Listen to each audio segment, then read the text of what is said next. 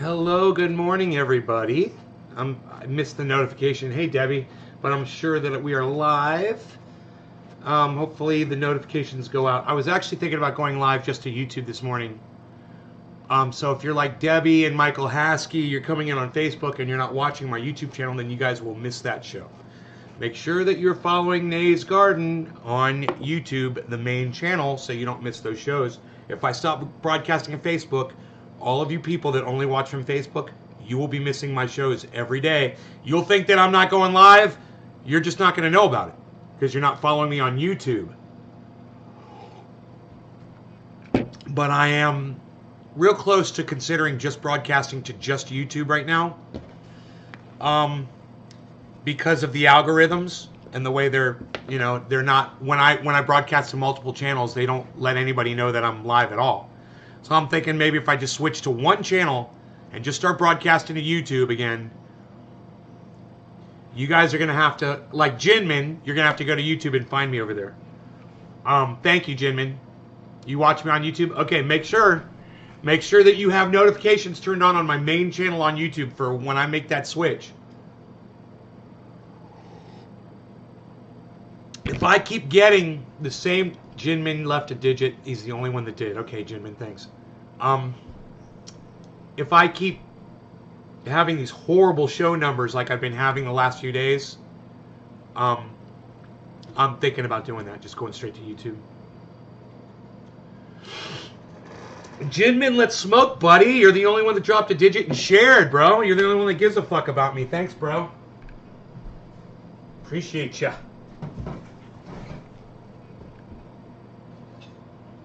Jinmin, getting me high. Steve Running, oh, he loves me. Thanks, Steve. Oh, Steve Running, he loves me. Thanks, bro.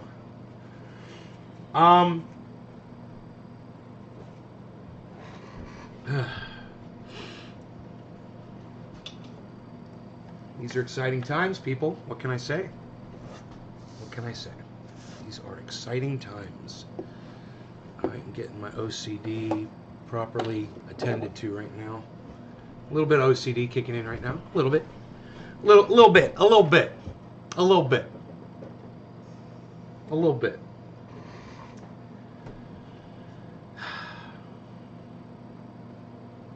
I'm gonna do it, man. I'm gonna do it. I'm doing it. Doing it for Jinmin, and I'm doing it for Steve Running. We're pulling out number one, bro. Pulling out number one. Now, of course, there's some buds in there that don't belong. The dark ones, those are Medusa buds, obviously. You could tell the difference. Yeah, man, but this right here, this is that other. Elon Musk just tweeted that SpaceX is going to put Dogecoin on the moon, literally. He's so fucking stupid. How do you put Dogecoin on the moon? What do you do? What do you take a hard drive with some Doge on it and fly it to the moon? That is the dumbest fucking idea. He is such an idiot. You want to know? No offense, Orange Pill Podcast. I love you both. But your idea that Elon Musk should be the president of Texas, you guys just aren't putting a lot of thought into that. Elon Musk would not make a great leader. You know, he's already proven that in some of the decisions that he's made. You know, spending money to go to Mars like he thinks we're going to go to Mars. That's not true. We're not going to do that. Nobody's going to be living on Mars. It's just the dumbest idea. I mean, if we were going to live on another planet, why wouldn't we have populated the moon already? You know, there's no water or oxygen there either. It doesn't make sense, Elon Musk, you fucking idiot. Drilling tunnels underground to put in, you know, Hyperloop doesn't make sense. Watch Thunderfoot for 5 minutes. He'll snap you back into reality. But Elon Musk, not a fucking world leader. Hey, man, a billionaire? Yeah, you know, but then again, so is fucking Warren Buffett, and so is there's a lot of billionaires out there who are fucking idiots. Look at Donald Trump. He's a moron. Just because you have a lot of money doesn't mean you guys need to go around sucking his fucking dick. Please, stop. Stop sucking Elon's dick. Flash. Trendy Gordo's clocking in. The Trendy Podcast right now. Trendy Gordo. I don't know. I think they already have some people on the moon. They don't have people on the moon. No one's living on the moon, Michael. Okay? Now you know. You know you started that statement, IDK, I don't know. I'm telling you, Mike Lasky, there's nobody on the fucking moon. Now you know. Now you can say, you can say N-I-K. Right? Now you know. Alright? Why? Because you heard it from me. That's why. Now you know. There's nobody living on the moon, Michael. Don't piss me off with the stupidity. Really? You think they already have people living on the moon? Do you really think that, bro? The Dashie of all Dashies is getting a kick out of this conversation. Well, Dashie, come by my show 3 times a day, every day. You're going to love it. Elon Musk is a fucking dreamer. He got lucky. You know, people get lucky. You know, I wouldn't call him savvy. I wouldn't call fucking Donald Trump savvy either. These people, they get lucky and with large amounts of cash. And, you know, good for you. You did something great. You made a lot of money.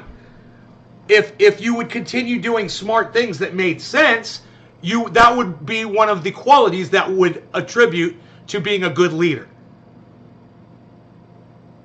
Elon Musk, he just does shit. He just does dumb shit. He is, what's the word? Impulsive. He operates on impulse. He doesn't think things through. He would make a horrible fucking leader. And, you know, the fact that Max over there at Orange Pill Podcast doesn't see Elon for what he is doesn't surprise me at all. You know, because Max is a dreamer too. And his head's up in the clouds, and who knows how much LSD is still floating around in that brain of his. But, you know. Would Willy Wonka make a great president of the United States? You know, there's lunatics out there. They're doing great for themselves. They got lots of money. Don't beg them to be fucking president, please. And Max, no offense, bro, but don't put that idea in Elon Musk's head, please. Just stop, man. That's poisonous. What you're doing is poisonous. And your idea is great. You know, states breaking off from the United States and being able to sustain themselves with crypto, that's a great idea. But not with Elon Musk at the helm, bro. What are you thinking? Oh, that's right. You're not thinking, you're dreaming. I love the guy. Don't get me wrong. I love Max. But he's wrong about Elon Musk being president of Texas. You know, it's just stupidity. So, Jinmin says, I see the waterfall. Yeah, let's see, where would we want to put you? Right here, for maximum view of said waterfall. There, ooh, let's put that right in the middle of the screen. There we go. Ooh, look at that. Isn't that nice? Look at that waterfall, huh? That's beautiful. I wonder how I'm doing on power today, man. I should probably check my power. I wasn't thinking about that. Because I don't know if my power's going to shut off on me or not if I run out of battery power. I'm having a problem with my transfer switch. And I've been cutting my power usage back at night. I turn off the waterfall at night, which I really don't want to do, but I do it to save power, and right now I'm at 31%, so I'm looking good, man. The sun's about to come up and start charging. I'm totally off grid, man. I don't know what's going on. I'm not supposed to be totally off grid, but there's something wrong with my system, and I'm disconnected from the grid, and everything, all my power, it's all being generated here by me, which is great. But there's a problem with my transfer switch. That's why I'm off grid, and I need to be on grid. So we've got to fix that transfer switch and see why it's doing what it's doing. Weird shit. I'm also thinking about buying 2 more batteries, but my guy's like, wait on buying the 2 batteries till we work all this out. If I get 2 more batteries, man, I'll be able to go days with no sun and no grid power. Days on just a charge. All right, anyhow, last night, guys, I got a little upset with the audience and I ended the show early because nobody was participating in the chat. Yeah, I can't make you guys chat, and it's not your job to do it, really. It's my job to entertain you. That's why I'm here. That's why I do this. But at the same time, man, I've always prided this show with the fact that I pay attention to the chat, and I read every chat that you guys type. I've always thought that was a really cool thing, and that you guys were going to get a lot out of that.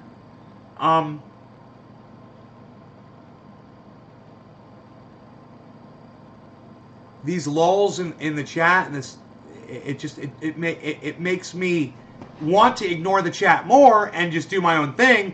And then what's going to end up happening is, it's kind of like the boy who cried wolf. And then when you guys want my attention, you won't be able to get it, because you were never asking for it before. You were never talking to me before and engaging me before. You know, you understand the whole boy who cried wolf thing? Anybody? Nick says 3. Thank you, Nick.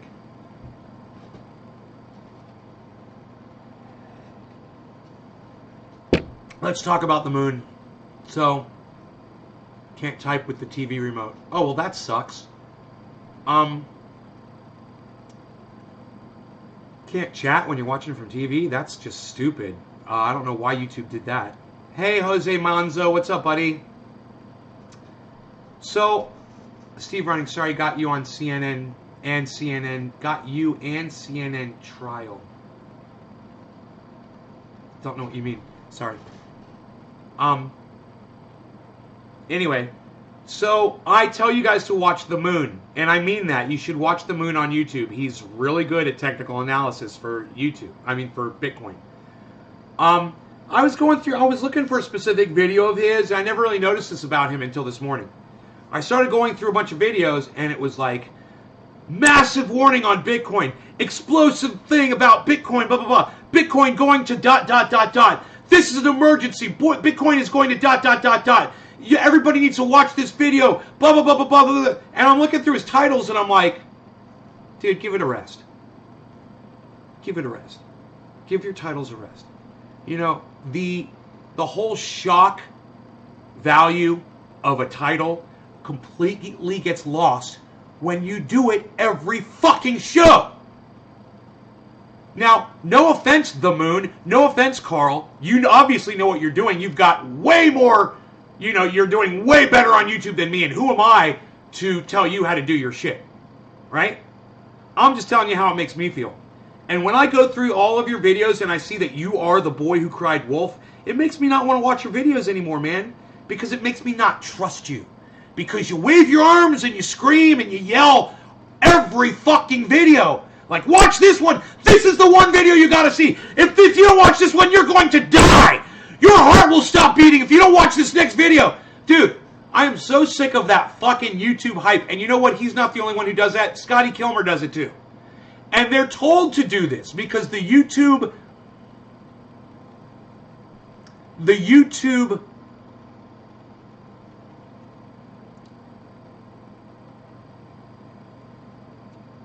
Creators Foundation, the people who work at YouTube, and they go back to the content providers and tell them, oh, this is what you should do. Oh, you guys should have like very colorful thumbnails with, you know, someone's face very surprised, you know, very surprised face.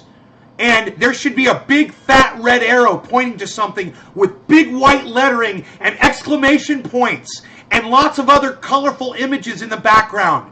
And every single fucking YouTuber does this. And it looks like you're walking into an arcade and you're trying to determine which game you're going to put your quarter in. Oh, this one's making the most noise. This one's got the most dinging. This one's got the prettiest color lights on it. It gets a bit monotonous, says Mark Andrew Barlow. When I get a dog in the game, I am using your advice. Thanks, Steve Running. Thank you, Steve. I appreciate that. Sorry, guys. Okay, Brian says hi. Hey, Brian. Victoria Ottmores. I enjoy how in-depth and emotional the conversations are. Question, what issue have you been most passionate about in your life? Lying. Lying. Because I grew up as a little liar, man. My father hated it. I think my father hated me because I lied a lot when I was a little kid. I was the boy who cried wolf. And then my mom and my sister sat me down one day. I remember my dad was nowhere to be seen. It was my mom and my sister, and I remember we were sitting in the den, my mom's office, and we sat down and we read the book, The Boy Who Cried Wolf, and I remember I was a little upset about it. You know, I was like, oh man, it's so sad. That poor kid. You know, nobody believed him when the wolf finally came. And they're like, oh, you see, you understand now. When you constantly lie, then when you want to tell the truth to somebody and it's important, no one will believe you. That's what I'm most passionate about, man. People who fucking lie. It can go to politicians, the cannabis industry, the crypto industry, and this is what we're talking about right now. BitBoy Crypto and Carl putting up these stupid fake titles on their... You simply must watch this video. This is the Bitcoin video. This Bitcoin is about to ... Bitcoin is going to ... And, you know, for his audience, his thousands or hundreds of thousands or millions of viewers, that's suitable. But you know what? This is the other thing I was thinking about this morning is I am not the average human being, and I feel sorry for humans in general. Because a lot of people are in that group that is so easily marketed to, that is so easily sold and bought by people like TheMoon, by people like BitBoy Crypto, and all they have to do is follow the stupid rules that the YouTube creators give them, and the sheep, they come flocking, and by the hundreds, by the thousands, and they bring their money. And, you know, I can't do that because I refuse to play this fucking game. I refuse to put these stupid fucking thumbnails up, you know, with the red arrow and the big white lettering and the surprise face. Go look at Orange Pill Podcast. They do the exact same thing. You know, go look at Coin Bureau. He does the exact same thing. They all do it. And they're all successful. And that says a lot about the fucking zombies that are their audience members. People are attracted to the same shit. It's like a lure in the lake. It works on one bass, it's going to work on all of them. So everybody goes out and buys that fucking lure. Don't be a bunch of fish swimming in a fucking barrel, man. I mean, god damn. That's all it takes to get you guys to click on a fucking video? A big red arrow? Bright white lettering? A surprised face? And a bunch of stupid objects floating around? Here's a Bitcoin. Here's a dollar sign. Sound familiar? You guys have anything to say about what I'm talking about right now at all? Any of you? Steve Running says too much stimulation. Zach asks me how I'm doing. Andrew says what's up. Karen gives a 3. Thank you, Karen. She says each and every show is awesome. Morning, brother. You're trying to eat my evil laugh. Hey, what's up? Once again, this is the same problem we're having last night. You guys have anything to say about this at all? Anybody? Want to join me in conversation? They sell the FUD. I don't watch those, says Steve Running.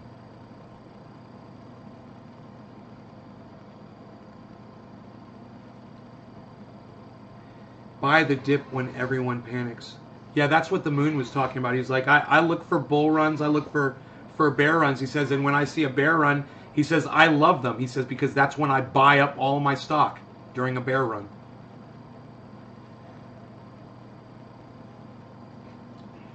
You heard bass fishing. It was just an analogy. They're tempting, but everyone should know by now that they're bullshit. Right, Patrick? It's not necessarily that they're bullshit. It's not that. It's not that the videos are bullshit. Just because you see the same type of thumbnail, man, doesn't make the video bullshit. You're missing my point. These videos are important to watch. Look, Coin Bureau, TheMoon, BitBoy Crypto, you know, Benson Crypto, all of them. It's not bullshit. But I'm just saying, the method to get you to watch the video, it's pathetic that this is what these podcasters feel like they have to do to get us to watch these informative, educational, and entertaining videos. You know,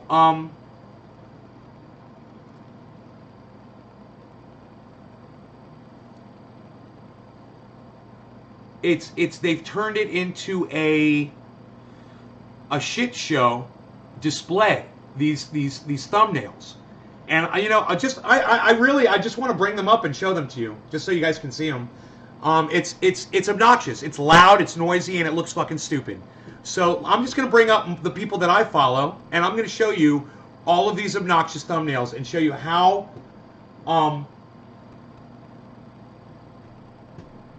people just seem to fall into this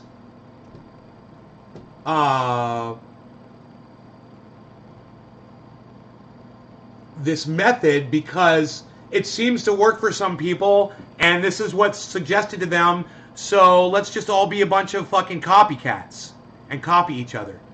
All right, let me give you an example. The Hill is doing it, right? They got the Rising up here, their logo. They got big red and white lettering. They've got Amazon's name up there. They've got a blurry picture in the background, right? They got it all right there. Right over here, let's see, who's this? This is the Jimmy Dore Show. Yes, even Jimmy Dore does it, and it makes me sick. Jimmy Dore does exactly what every other fucking podcaster on YouTube does. He's got a big stupid picture of a stupid face, a big white lettering, his logo in the corner, and noisy pictures in the background. Let's keep going, shall we?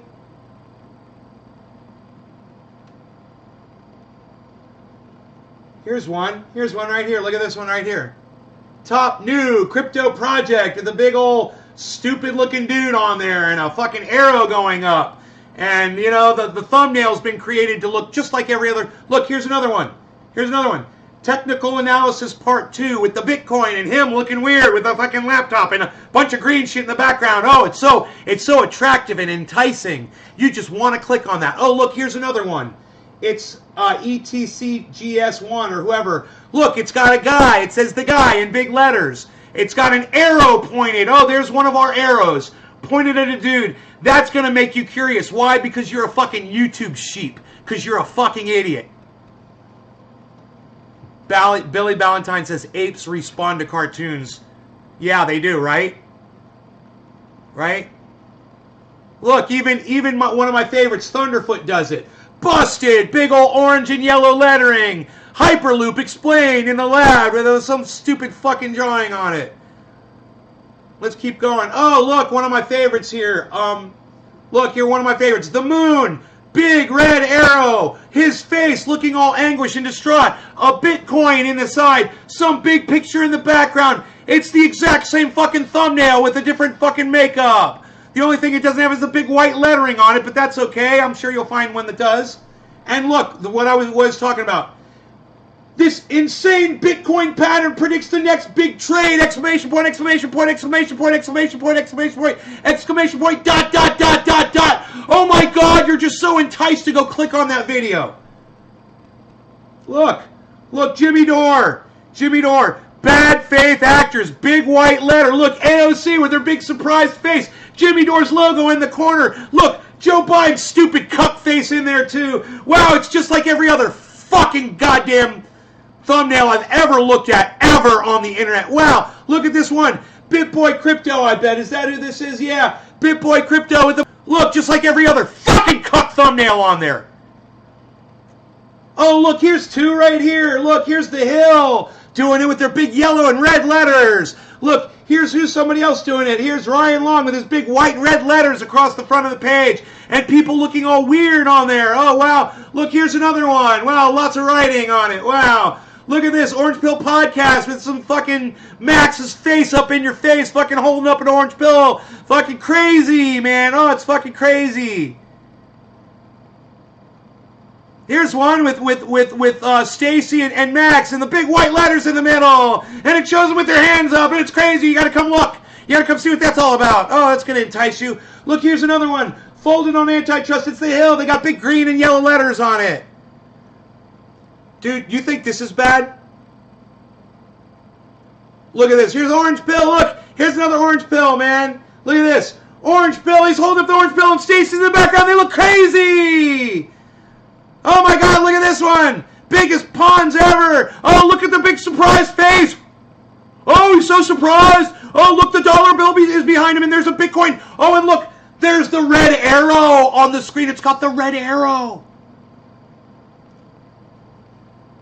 I hear what you're saying, Nay, with the fish analogy. Most people can't hold a conversation, let alone think for themselves, so they put bright lights and glitter to get clicks. A bunch of fish, right? A bunch of sheep. I kind of blame dumb people that fall for it, but creators should care about building a real audience instead of a bunch of sheep. Right, My Evil Laugh? The Valentine collection says he was counting on 8 exclamation points turning up as #1 keyword of April. Turning up as #1 keyword of April. I don't get it. Joey Maloney, what? Sensational hype, right? I've been at Trendy almost 13 years, no glitter or balloons needed, My Evil Laugh. Yeah, you've been around for a very long time. But let's click on the moon. Look, you guys want to see a bunch of obnoxious thumbnails? Look, even this guy who keeps it real does it. Even Cryptos Are Us does it. Look, oh look, he's got some faces and pictures in bright yellow. And look, oh, his face looks so surprised. Look at his surprised face. Oh, wow. Oh, look, Scotty Kilmer's over here doing it. Scotty, don't! Oh my God, Scotty Kilmer says don't! With a big red arrow! Oh, don't! Don't do this! You better go watch that video and find out what you're not supposed to do. Where's the moon at? Where's my boy the moon at?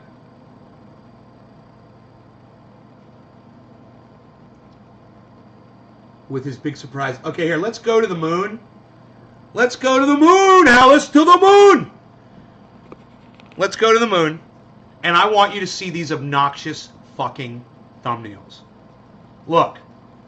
Global emergency! Exclamation point, exclamation point, exclamation point, exclamation point, exclamation point, exclamation point, exclamation point, exclamation point, exclamation point, exclamation point, exclamation point, exclamation point. It's a global emergency, everybody. You better watch that video. Look. Look, the video before that. This insane Bitcoin pattern predicts the ... all caps. Look at this. Emergency trade alert ... exclamation point, exclamation point, exclamation point. I'm longing ... Here you go. Extreme danger for the Bitcoin ... Alert! Exclamation point, exclamation point, exclamation point, exclamation point, exclamation point, exclamation point, exclamation point, exclamation point, exclamation point. Massive Bitcoin trade! Exclamation point, exclamation point, big ... Oh, huge emergency for all Bitcoin bears! Exclamation point, exclamation point, exclamation point, exclamation point, exclamation point, exclamation. You guys, that shit should piss you the fuck off. Now, I'm telling you to watch this guy. I'm telling you to subscribe to his channel. But I'm also saying, man, this is not keeping it real. This is some of the lamest shit. Being a boy who cries wolf on YouTube, it should grow old quick to your audiences, and the shameful truth of the matter is it doesn't, because people are dumb. And people like Carl and people like Ben at BitBoy Crypto and people like Guy at Coin Bureau and people like Cryptos Are Us, George, they all know that you are a bunch of idiots. They all know that you're a bunch of sheep, and they want to make money off of you. And they know how to get you to come to their channels. You know, I was shocked today when I saw something from Guy at Coin Bureau. You know, Carl's always saying you get 200 off, you get 200 off, get 200 off at Bit, you know, Bybit. You know, you get $200 or you get $200 if you put, you know, 0.2 Bitcoin in to Bybit. And then I noticed Guy's doing that deal, but his deal is you get $190 off. Why do you think that Carl's is $200 off, and Guys is $190 off. Answer me. I want an answer from my chat right now. I'm going to ask you again. Both Carl and Guy, two different channels, both crypto channels. They both offer a deal with, I believe it's Bybit. I'm not sure the name. Carl's is you get $200 off when you put in money into their thing. You get $200 discount. Guys, you get $190 off. Why do you think Guys is $10 less? Answer me. What's the answer to that question? Why is Guys $10 less? Why does he not get you $200 off? Why does he get you $190 off? Answer me. Carl's giving you $200. Guy's giving you $190. Why? Anyone? I mean, Jesus fucking Christ, I ask you a question, everybody starts leaving my goddamn live stream. Guy gets the $10 in sponsorship fees. You goddamn right he does. What does that mean? It means that Guy is making money off of his audience. He's profiting off of the sheep that respond to his copied and pasted fucking thumbnails. You know, they're not copied and pasted, but they might as well be because they look just like every other fucking thumbnail. They look like Jimmy Dore. It looks like fucking BitBoy Crypto. It looks like, you know, Scotty Kilmer. They all look the same with the red arrow, a stupid surprised face, stupid background images. You're all a bunch of fucking sheep too. The fucking content providers are fucking sheep too. Just because YouTube says this is how you make a thumbnail, all of you fucking cuck bitches decide this is how we're going to make our thumbnail because YouTube told us to do it. Hey, Shirley Ann Christopher. I hate going with the flow. That's why I don't do good on YouTube, because YouTube is a corral. You know, I bust through the fucking gates of the corral because I'm a horned bull, and my horns are fucking 20-inch fucking spikes. And they can't contain me. They're not gonna fucking bull ride my ass. So all they do is they keep me locked up in a goddamn stable, away from everybody else who's getting corralled. And there I am in my little part of the internet where nobody knows where, you know, there's a few of you guys standing around that corral. You guys are the smart ones. And then everybody else is going through the fucking stockades. You know, off to the fucking meat grinder. But that's where most people are most comfortable. I'm comfortable there too, man. You know, I'm watching a lot of those videos as well. It's not because of the colorful, flashy fucking thumbnails, though. And I don't appreciate the fact that the guys who provide content for me assume that that's what they need to do to get me to watch their fucking show.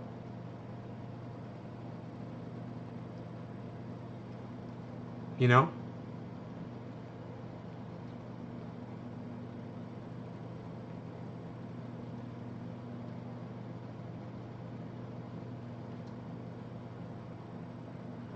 Man, I don't even know what the fuck I'm doing here. My audience doesn't even want to watch the show, man. I have no support. You guys have stopped coming. There's nobody responding to me right now in the chat. It says I only have 13 fucking viewers. Hey, man, the 13 of you, I appreciate. I want you guys to know that. So when I say 13 fucking viewers, understand, I'm referring to all the other people who are choosing to not come here, knowing how important it is to me to motivate me to do these fucking shows every day.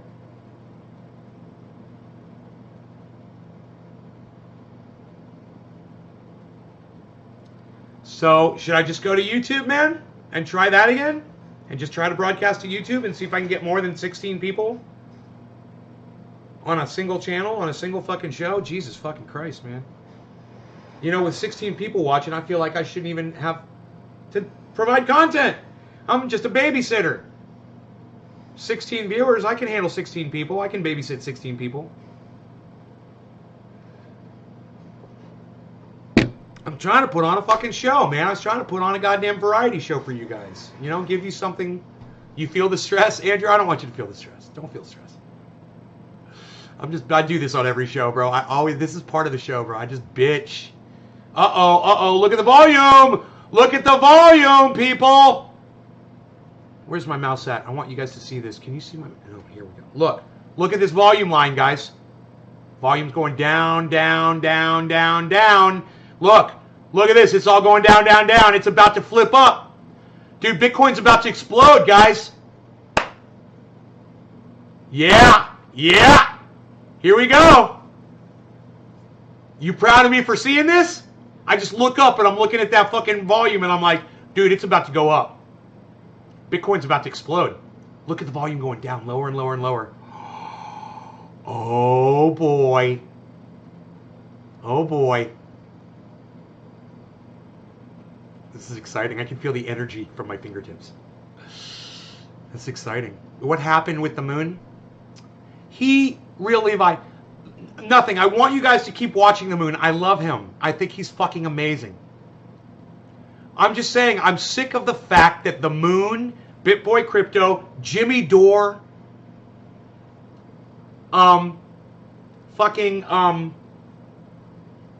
George over there at Cryptos Are Us, Scotty Kilmer. I'm just sick of the fact that they listen to what YouTube tells them to do and they do it like good little soldiers. You know?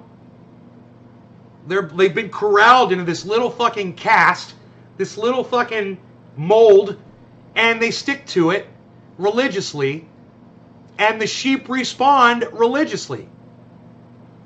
And I refuse to do that shit, man. I fucking refuse to do it. And it's too bad I can't find all the people on the internet who would appreciate the fact that I keep it real. I've got 13 people here in the whole world. There's only 13 people that know that there's a guy on the internet that keeps it real.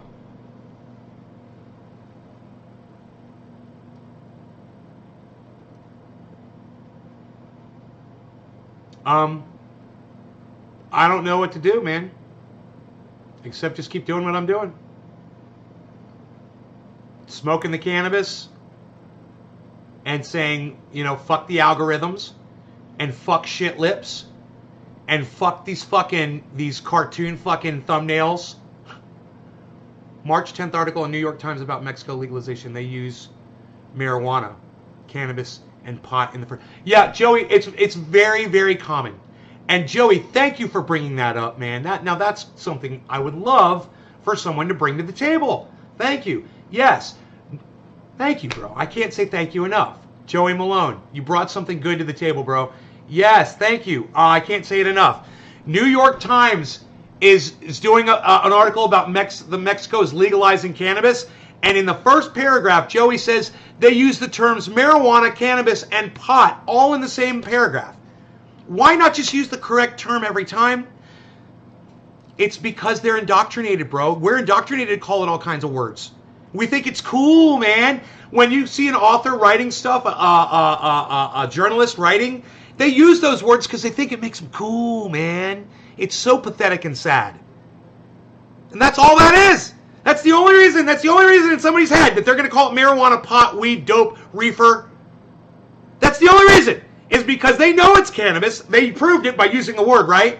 But they're going to use those other words because it makes them feel good about themselves. And then when they go back and proofread it, they're like, cannabis has been legalized in Mexico. And all of the marijuana supporters, and they're like, I used a different word to say the same thing.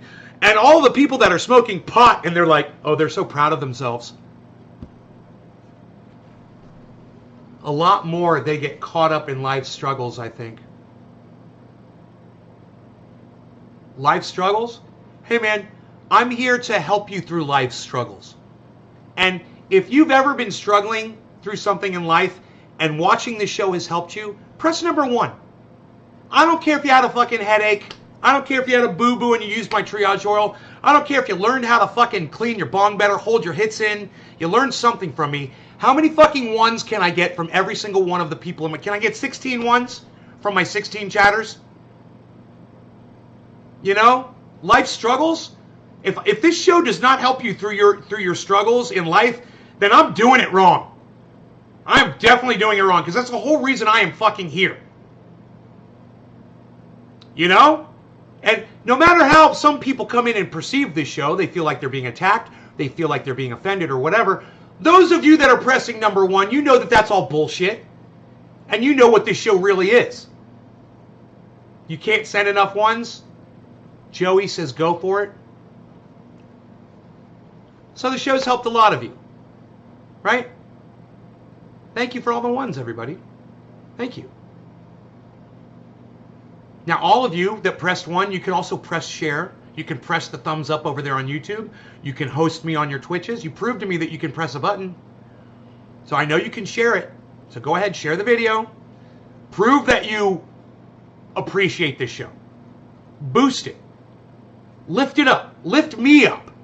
Okay? Because I'm down, man. I am down, and I'm not feeling the love today, man. I could really use some support. So go crazy, man. Get on Twitter. Get on YouTube. Make a post on YouTube. I don't know if any of you have ever actually done that on your YouTube channel. And it doesn't take but a second to do that either. Make a post. Do it on Twitter. Do it on your Facebook large groups. You know, tweet out youtube.com/c/trendyasdabbers/live. You know, you could do that. You can just type that out. Well, it's good to be appreciated, man. Thank you. Thank you, all of you. That was nice to see a wave of ones come through. Out of 16 people, I got 1, 2, 3, 4, 5, 6, 7, 8. I got half of you. And for the other 8 of you, I'm assuming that you're blocked, or I'm assuming that you're not in front of your screen right now. But the fact is, if you just watch my show and it puts a smile on your face every once in a while, I know that it's helped you. So for the other 8 of you that I'm not good enough to put the 1 in my chat, I know how you really feel. It's okay. And it's too bad that you couldn't rise to the occasion and just type in number 1 for me. It really sucks. Because I could really use that extra support right now. Okay, Trendy Nick, you get the first bong hit and Dirty the Bong to start the show off at bottom of the hour. Cheers, bro. I want to see these smoke rings, though. I want to see the smoke ring.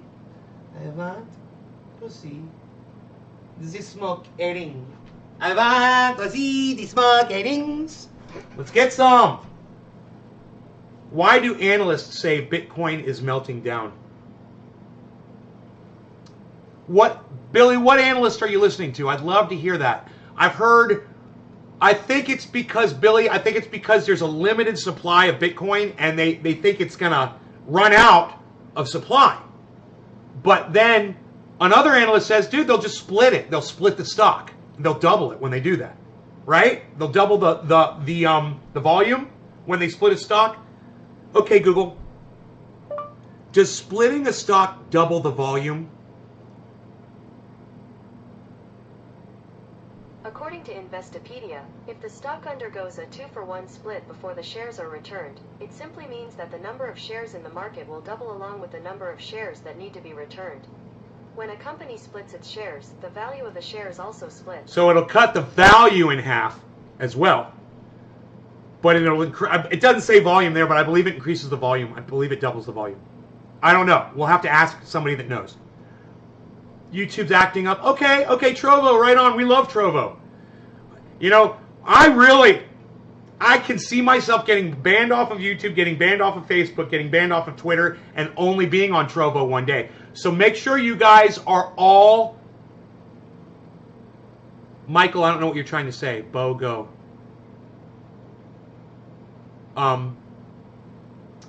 Anyhow, make sure that you are subscribed to Nay's Garden on Trovo, guys. Just in case. Make sure you subscribe to the big YouTube channel, too, because I'm thinking about just going straight there. I mean, my viewership is so bad, and I'm getting so sick of it that I'm desperate, and I'm like, maybe I should just stop the restream thing and just go straight to YouTube. So make sure you guys are following me on YouTube, man. Make sure you're following me everywhere, because I don't know what I'm going to do, but I'm getting desperate. This is bullshit. This fucking 17 people watching me, I'm getting sick of this shit. And for the 17 of you that are here, I love all 17 of you. Don't get me wrong. If you're here, and if you love this show, and you didn't press a 1 because I've brought you some sort of joy and some sort of comfort, press a number 1 and let me know.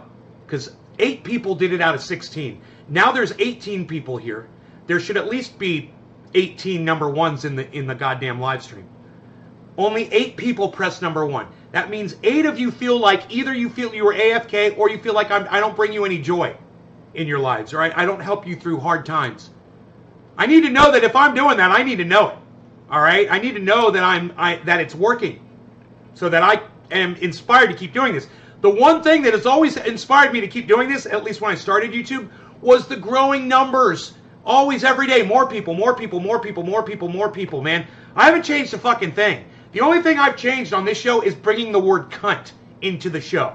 And if that is the reason why my numbers go down, down, down, down, down, then I'm fucking over. I'm done. I'm not going to stop saying cunt. Retro! What's up, buddy? How's it going, man? I had a movie question the other day. I was wondering where you were. I couldn't remember your name either. Retro or die. I got to remember that. 1, 1, 1, 1. Public enemy number 1. 1, 1, 1, 1. All right, Nick, cheers. Smoke rings for Nick in the morning.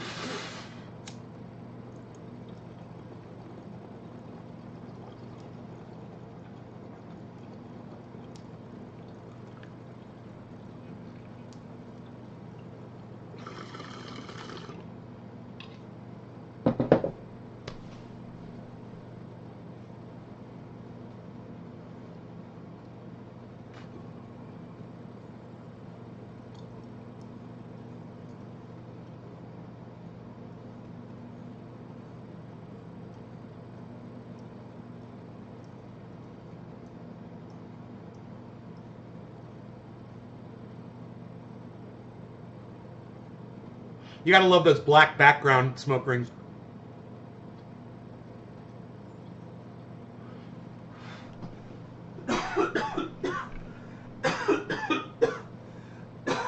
Shouts out Chris Chronic. Poke a lot of smot on YouTube. AKA Chris Chronic. Check out his channel on YouTube. He's the one that taught me how to do black screen for smoke rings.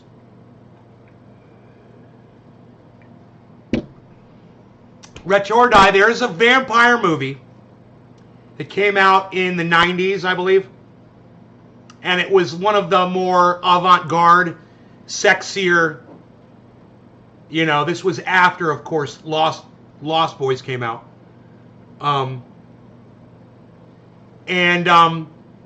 This was more of a violent movie. This wasn't like a fun movie. This was a horror movie.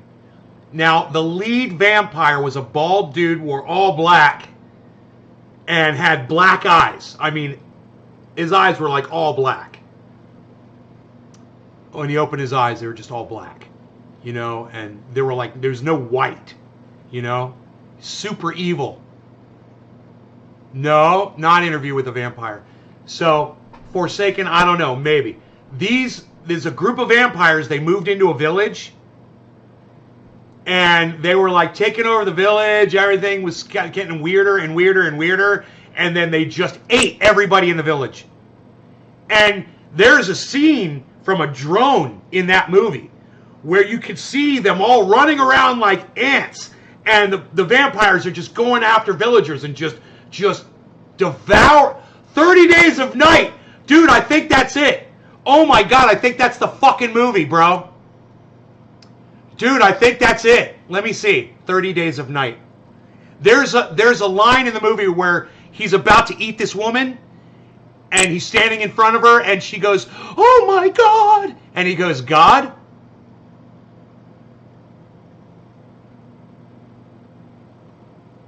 No, God. It's the best line I've ever seen. It's like, dude. 30 Days of Night, bro. Dude, I think that's the movie. Let me see. All I gotta do is see. Oh, that's the movie! That's the motherfucker, dude! Dude, that is the fucking movie, man. Dude, that's it. Oh, man, that's the fucking movie, bro. Ooh, that was a sexy... Oh, it was 2007. Man, I thought this was in the 90s. Okay, my bad. It was '07? Holy shit, bro. Dude, oh my god. Oh my god, that's the fucking Josh Hartnett. Steve Running, why did you put Josh Hartnett's name in the chat? Yeah, Village in Alaska. Yes. Oh, dude.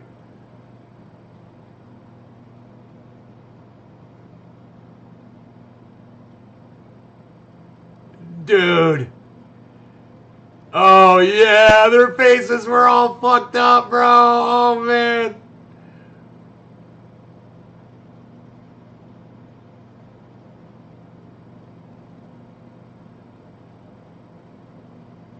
Oh, my God. God, no God. Dude, these people get slaughtered. Everybody dies. I fucking love this movie, bro.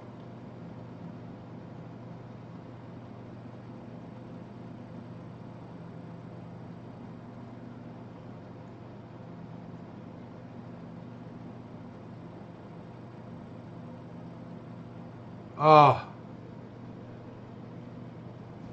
Hartnett.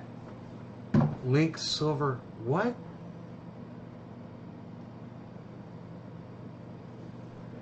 What was in movie? Was in 30 Days of Night? Oh. You remembered someone's name from a movie from 2007, bro?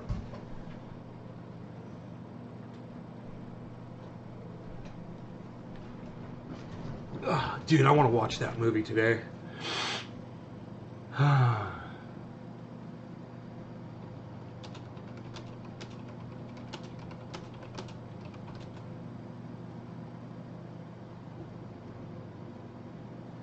Oh, dude. Dude.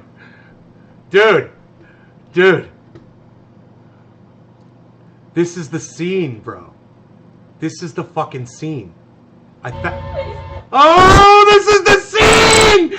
Oh my god, I love this! My life is so perfect right now. This scene makes my life happy.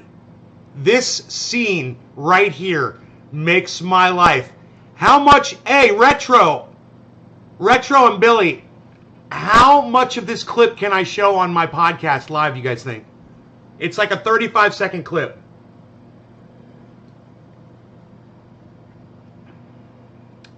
This is the scene, right? She's like, oh my God. He's like, God.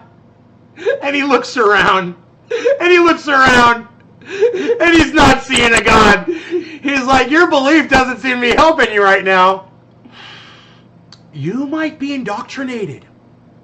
Wouldn't that be funny if he just stopped and said, you might be indoctrinated if you think saying that right now is going to stop me from eating the heart out of your chest. Because that is exactly what I am about to do to you. With my teeth and my claws.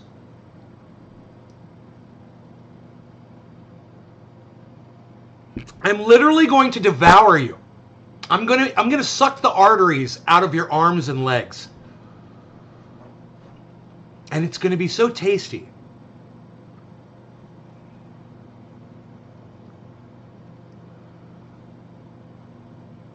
"10 seconds?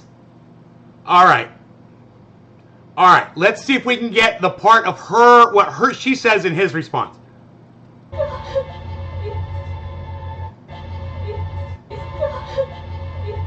So it sounds like she says, God, please, right there. I'm not sure. Oh, please, God. She goes, please, God, please. That's what she says.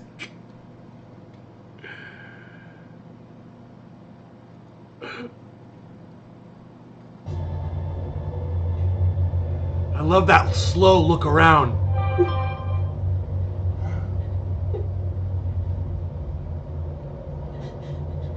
No God. No God. So much better than I could do it. Oh my God. Dude, it's the best thing I've ever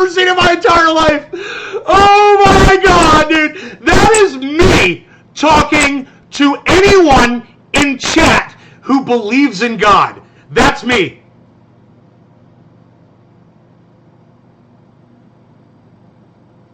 No God. That's me. I'm looking around. I don't see proof. What are you talking about? That guy is the best guy of all guys. That's the best guy. God, I love that. That guy is a great guy. Hey, Nene, what's up?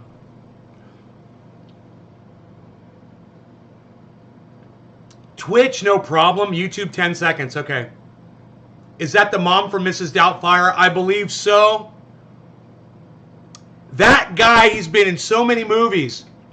He's a fucking great vampire. Is it just me that's hearing this audio issue? What audio issue?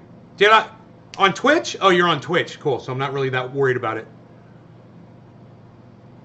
Wow, what a scene from a movie. Backlog on YouTube, man, and didn't realize you have been on the platform so long. Good old videos. People need to see them. Retro, thank you, bro. How far back did it go, man? You realize that this isn't my original channel, right? I was going on another channel before this one. And you can find super old videos of me. Older than that. 11 years? You can find older ones, bro. You can find older ones. There's a video of me message to the United States. Let me find that channel. Message to the United States federal government. I believe. U.S. Federal Mint.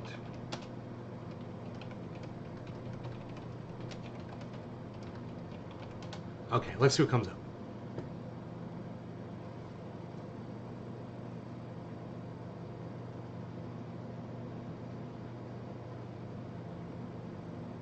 Dude, if we find that video, I'll be so happy.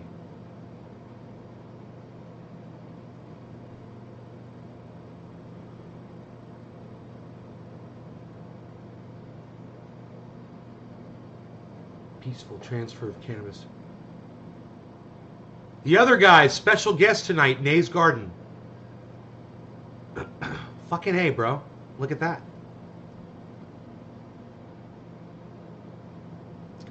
You guys check this one out. I was a guest on this show. It came up on a search just now on YouTube. This is the other guys at Billy Ballantyne. Because it's lawless, right, essentially. And that's where I used to get my Copenhagen. And when I was 14 and I would, chew, and then 15, 5 pack of cigarettes, I'd walk into the fucking liquor store and go buy whatever and buy all my friends' shit. And I had a running tab, dude. I could pay it. I could walk in and be like, yo, I'll pay you next week. And leave. With a log of Copenhagen and a couple packs of cigarettes. Is that great? There's not really a teaching there of like a parental guardian thing of what they tried to implement with the alcohol portion of it. To where you need the 21-year-old person, and now you look at kids in high school, you don't see them smoking cigarettes outside the parking lot when they're 18 years old anymore because it's 21. Did you know I haven't tried green screen since I got my front light? If you were a heavy drinker, okay, say, just try your best. You have a strong enough mind, I know you do. In your brain, replace cannabis with alcohol. Take cannabis out of your brain, put alcohol in its place. Would you let your kid drink it? Kid? How old? A child? My child? Yeah, like over 12 years old, How funny am I, man? Dude, I'm like, goddamn, I'm so played out. If my philosophy is to let a child do what a child wants. Dude, I'm so played out. I fucking, my thought process is fucking like that. I asked the same exact question. Were we asking about a baby here or what, man? How old? What's the cutoff? I need the cutoff, Billy. You were watching this the other day? Dude, I've got a new front light, and I have not tried green screen with the front light. I got backlighting, I got front lighting. I haven't tried this yet. Now, that right there is okay, but I think now that I've got front lighting, man, I think it would be shockingly better. Because look at the highlight around my shoulders. Look at this. It's almost like I'm on a green screen right now, man. You know how easy that would be for a green screen? It's perfect. I've got a white halo around my head. You can see it. It would totally make this defined for a green screen. Yeah, I've got it back there, man, somewhere. Put it away. Have to set it up. It's a pain in the ass to have it here in the room because it's a big one. Just my setup. You know, I don't think a little one would work. I have to block out everything. You know, and I got to remember to put the shades down too when I do it.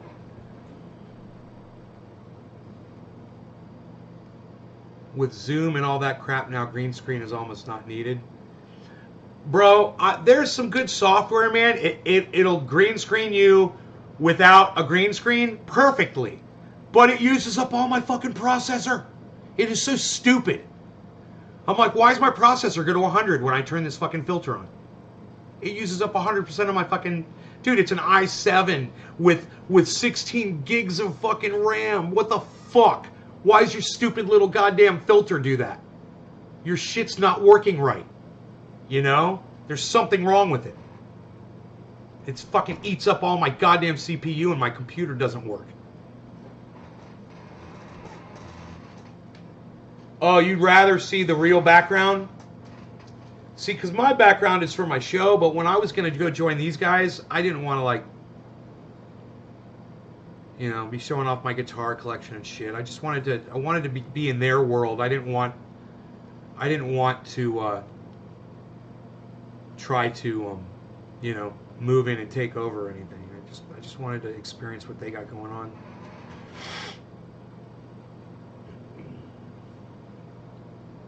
This is for entertainment purposes only.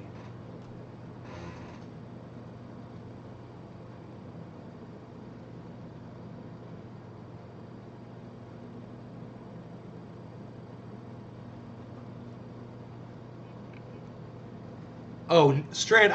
You said strand, and I'm like, I don't know what a fucking strand is. What are you talking about? Nay, you mean a strain. Don't ever refer to cannabis as strands. Please, it's strain, okay? Please. It's a bad one. And the reason that gets me so angry is because they use that all the time on weed country. Don't get me started. It's called strain, hun.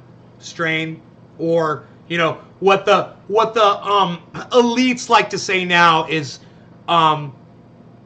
variety or pheno, or they got another fucking word too now. They're all fucking saying it. Fucking snob bitch cunt motherfuckers.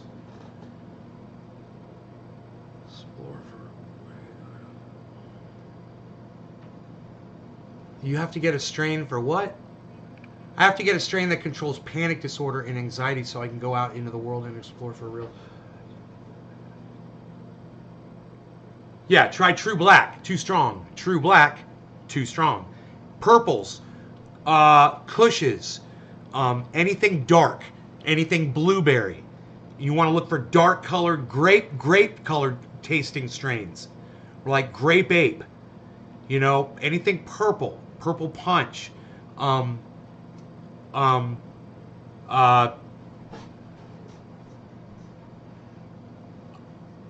Mr. Nice, the Perps, you know, things like that to try to control anxiety. Stay away from fruity strains like what you see me smoking all the time. Stay away from Jack Herer. Stay away from orangey, tasty, you know, excuse me. Stay away from strawberry, banana-y strains. Stay away from anything that's got haze in it. Don't smoke a haze. Stay away from sativas. Complete sativas. Just stay the fuck away from them. Okay, plus since I never have anyone over, it's fun to be able to have people see the old games and movies. Lol, Nay's house is really a set on the back lot of Universal. I know, none of this is real behind me. It was so funny. I created this backdrop, and then I ran it on a green screen, and then I went back and grabbed one of my guitars off the wall, and it was so funny and cool, bro. It was. I was like, I did a whole thing on my show. I don't like to talk about my things on my shows. You didn't want to buy an Epiphone, Carl? No, I don't want to buy an Epiphone. No, I've got a Gibson Les Paul, buddy. Not to shame you or anything, but that's a real guitar right there, buddy. Not an Epiphone. What you want is a Gibson. That's what you want right there. You want quality. You don't want fucking sweatshop garbage from Epiphone. You want handcrafted. Sweat and love went into this. And knowledge. And Peter fucking Frampton, motherfucker. What? Psst. Jimmy Page. Jimi Hendrix. Psst. What? Joe wrote Old Studio Brick Wall was simple. Yeah, the brick wall was cool with the convicts behind them. Strains are a variety of one thing. Sorry there, Dave. I was speaking into my speaker. Why is that hilarious? Dave. You should call me Dave. Just randomly read this from the New York Times. 15,000 bees swarmed into a man's car while he made a 10-minute stop at a New Mexico grocery store. Huh, it's interesting. Moved by an off-duty firefighter whose hobby is beekeeping. I'll do anything to keep people from killing the bees, he said. Huh, links, crazy. What the fuck was in his current made bee swarm like that? Have you had Dream and Sour? No, Heavy P, I've never heard. Maybe I have heard of that. Maybe it was from you. But no, I've never had it. Any perps are nice. Back, had to run loader. Right on Nick. Gibson SG. Just testing ya, brother Carl. How's the monitor stand working for you? Okay, Nate, thank you very much, man. I love pulling out fucking guitar snobbery. Oh, I love it. Somebody's like, why don't you have an Epiphone? Why? Because I have a Gibson Les Paul. That's why. Because people say strands all the time thinking it's actually called strands. You know, because of weed country. Those idiots in weed country. Oh, what strand is it? Oh, I got a special strand here. Oh, 500 a P. Oh, strand. Fucking idiots. Have you ever thought about streaming games? Just curious. I've got a Twitch channel, man. I've streamed Battlefield. Man, I was streaming games years ago, bro. I've got game streaming on my channel. You'll see it. On my YouTube channel. I was just speaking into my speaker, and that's what it said. I'm sorry there, Dave. I get it now. She keeps calling me Dave. It's okay. It's okay. Strand. Just so you know, the correct terminology is not strand. That's all. When am I going to be growing? Psst, nobody grows anymore, but people are going to grow for me, pal. Psst, I'm not going to do it. Why should I? You guys have been sending me stuff. I'll just keep accepting your gifts. Your beautiful gifts of flower. Oh man, Iron Lungs McGee sent me some biziggity bomb. In fact, I forgot what I did with that stuff.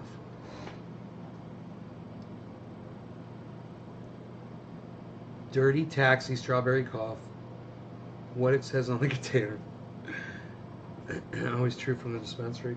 If they took the time to put it on the container, they usually took the time to get it tested. But you know, I've got straight garbage from dispensaries. You know, the stuff I've got waiting on this dabber right here is way better than a lot of stuff I get from dispensaries. Now that's not to say you can't get really nice shit from dispensaries. You know, there's a dispensary here in the county that I live in. They've got quality stuff because their owner, she makes sure, you know, that everything is perfect. And whenever someone brings her a pound to sell, she goes through and trims off all the little leaves off it, just down to the bud, man. She trims it right on down. Do you see storage? No, I'm not looking right now. 334. Holy shit. Look at everything, man. No, I haven't been watching. We've been sitting here chatting.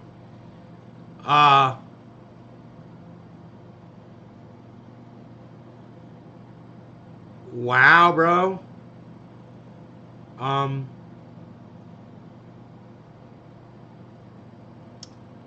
Holy shit and fucking wow is what I got to say about that.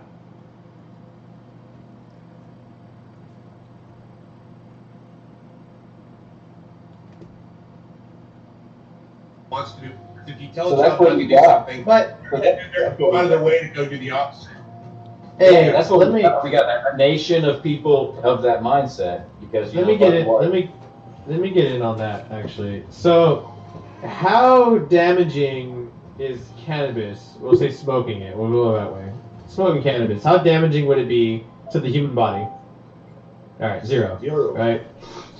Now, if we compare that, if we do it with alcohol, how damaging is alcohol to the human body? I.e., me drinking it right now and having. So I got out of the army. Alcohol And kill I went you. through a big depression episode. I drank relatively way more often than I do now. Way more often. And I'm at the time I was 25, I believe, and I went and I saw my doctor almost a year after getting out.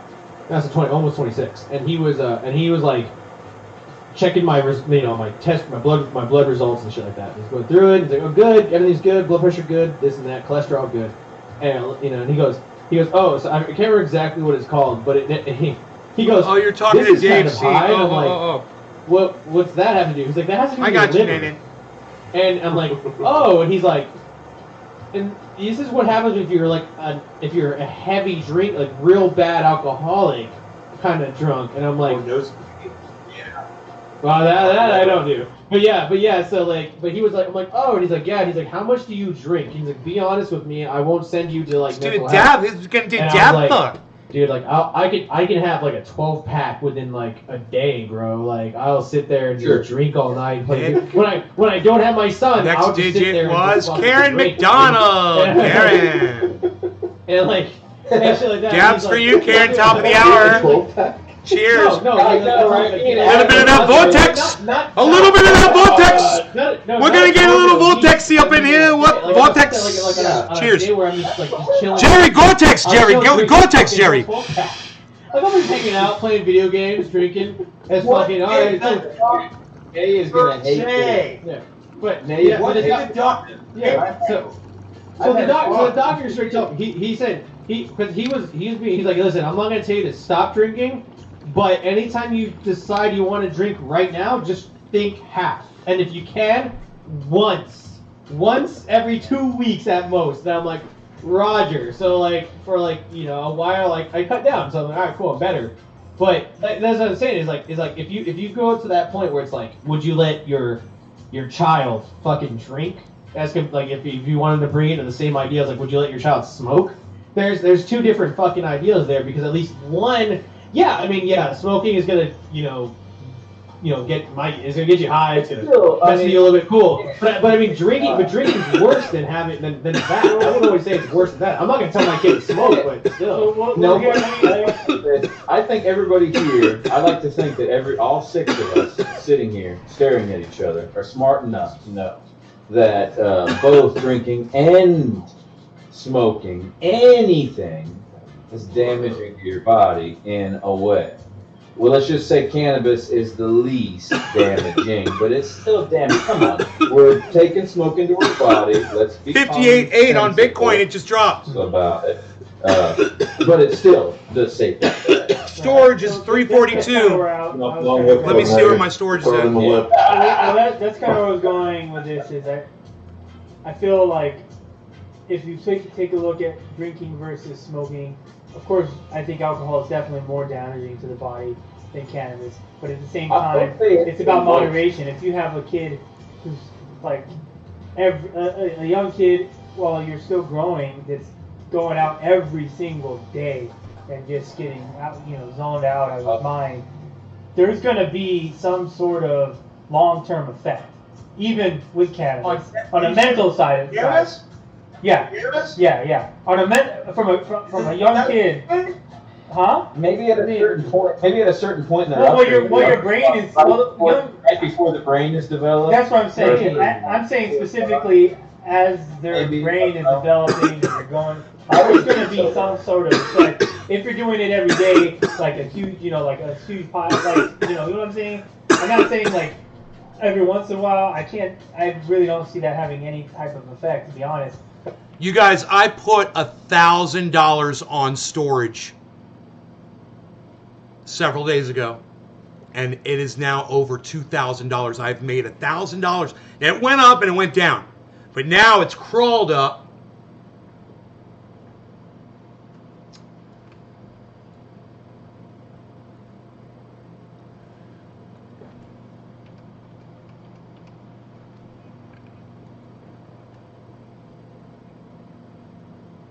Wow. Look at this. This is storage over 24 hours.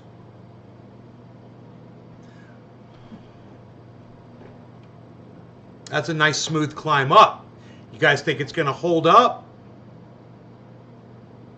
You think it's going to drop again? Or do you think, we're in April, man. We haven't hit 60 yet.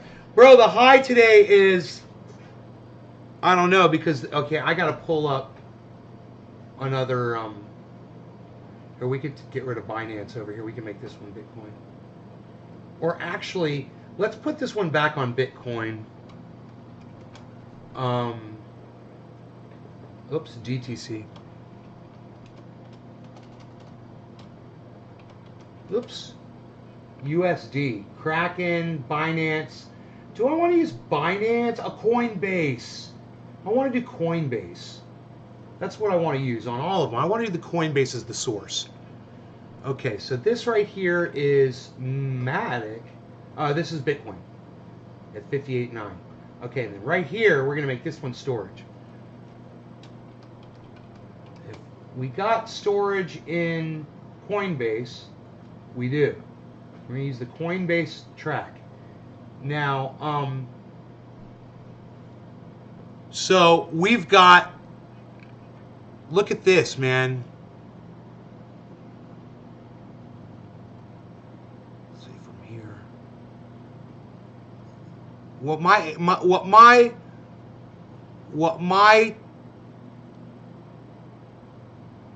mouse pointer is doing. That's the track over a period of 12 to 16 hours. But for the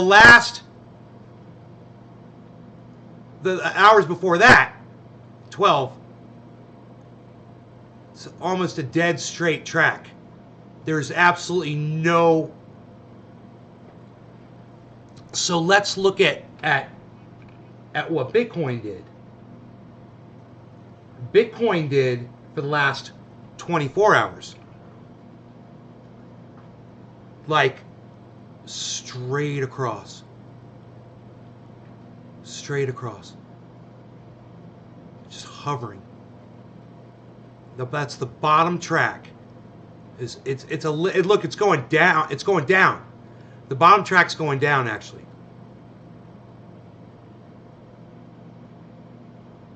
So, but hovering.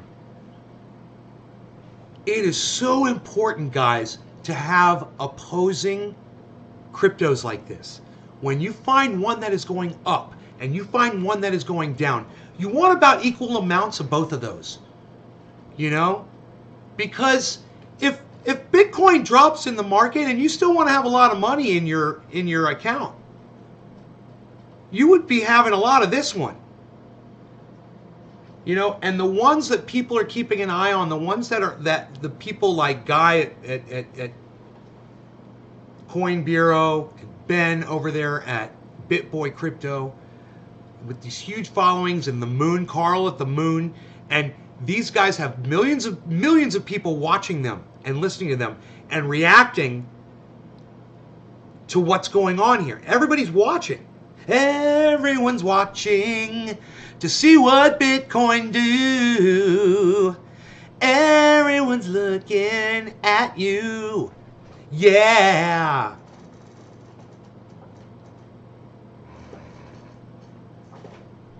Everybody's waiting for... What's everybody waiting for? Are they waiting for the fucking dip? The buy-in.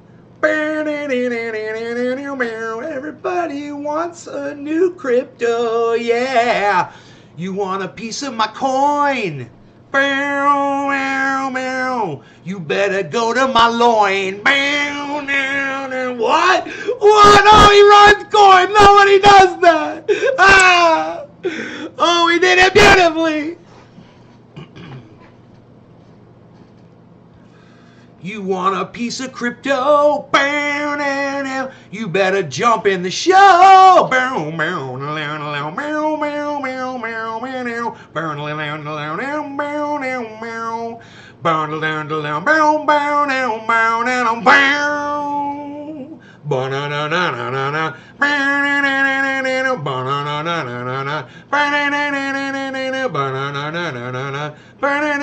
Why is that in my fucking brain? Isn't it weird how much shit is in your brain? Your brain is like an encyclopedia, and you don't realize it. You don't even realize how much information is in there. You don't even give yourself enough credit. I literally know notes of this fucking song that I never fucking sing, that I don't know the song at all. But all the notes are in there. So you know what that means? It means there's a lot of space in there. You know, we look at that as, oh, my brain is all taken up. There's no more room left. Bullshit. If you still got that in there, you still got room. And when I look at this shit, and I watch the videos, and I watch them over and over and over and over again, and they're there for you to watch over and over and over again. You'll learn it, man. Keep watching that. I'm telling you that guy from Coin Bureau, if you haven't started watching him yet, he's got a lot of wonderful instructional videos from years ago. He explains all of this really in high detail. I wonder what that guy's worth.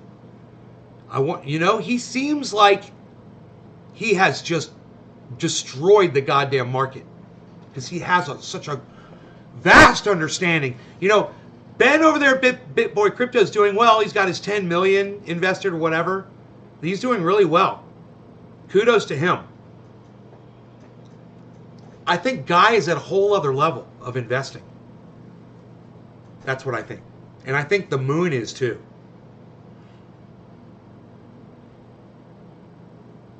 And I'm saying these guys have the ability to trade at, and they've got the funds to trade at any level they want to.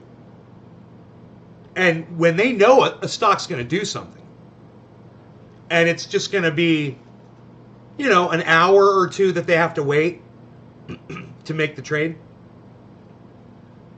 these guys could drop $1 million, $2 million down on something like this. Wait an hour, wait 2 hours. Oh, it just went up $2,000. Perfect. Get out. What's the fee on something like that?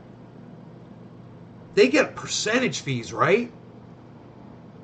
That's when they're talking about gas fees. Why are you going down? You were up to $3.75. Dude, storage was up to $3.75. I got it for $1.70. I don't know, 67. But I'm under 2,000 now.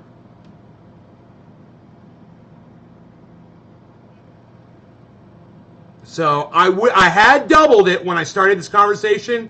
That's just how the market goes. Now it's going down. I could have pulled that 1,000 out, but I know when I look at this over a period of a year, where do I think that this stock is going? Where do I think it's going to go over a period of a year? When I look at where it is right now, it started at 09 and it's at 391.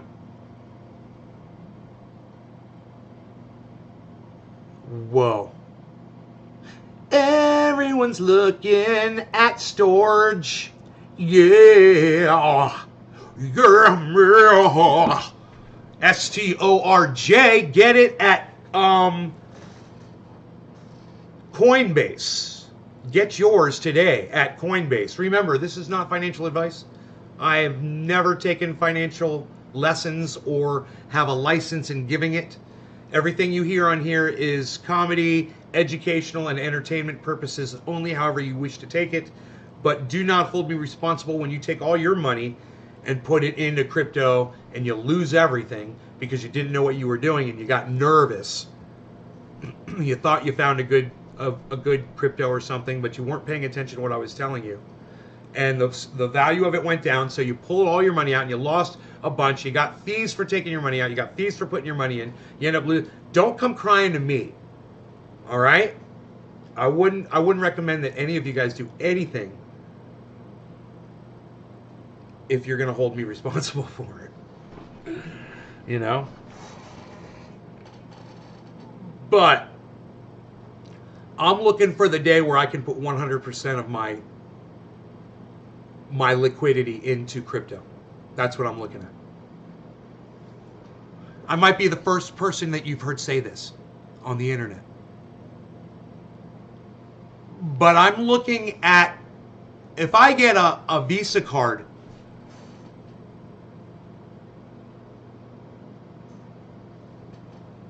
and I can pay everything from my crypto account, and the value of my money is just going up, up, up, up. Why wouldn't I put all my liquidity in there? Does that sound insane? TheMoon reported something very important. I want you guys to pay attention to this, okay?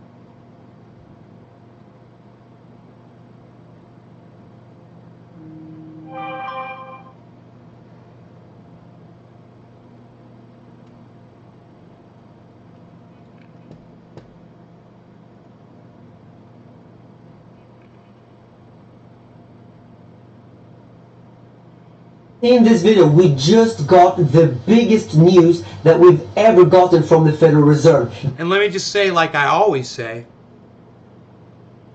make sure you subscribe to TheMoon on YouTube. This is Carl from TheMoon. This is him. This is the guy that just donated $100,000 to charity.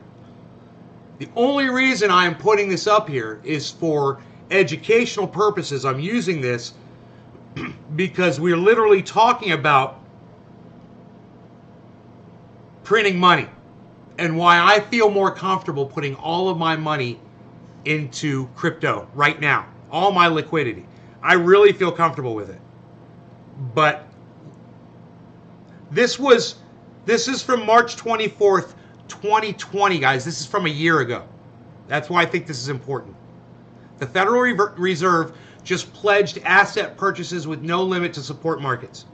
The Fed just announced that they will be printing money in unlimited quantities. That's from their own quote. That's literally what they said. Unlimited quantities to try to support the markets. That is not the only thing. So they are not only going to print money in unlimited quantities, they are also going to use all of this money to buy corporate bonds and ETFs. And this has never happened before. This is an unprecedented move, and I just want to make it very, very clear to everyone who's watching, this is historic, and we are witnessing history being written. They will be writing about these times in the history books, and if you still don't really feel like you understand why this is so big news, then please just watch this full video, because I will talk about the news that just broke. And I'm also, of course, going to take a look at the Bitcoin price. Is this looking bullish or is this looking bearish? Well, I'm going to show you exactly what I think, and if you think that sounds interesting, then I think that you should definitely watch this video. I think you should definitely watch this video. And he fast forwards every time right there.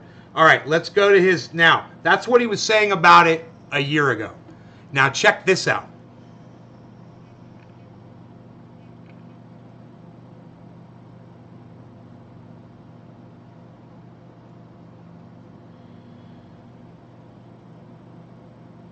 It's so hard to find because of all of his ranting. This is from 2 weeks ago. This one is from 2 weeks ago.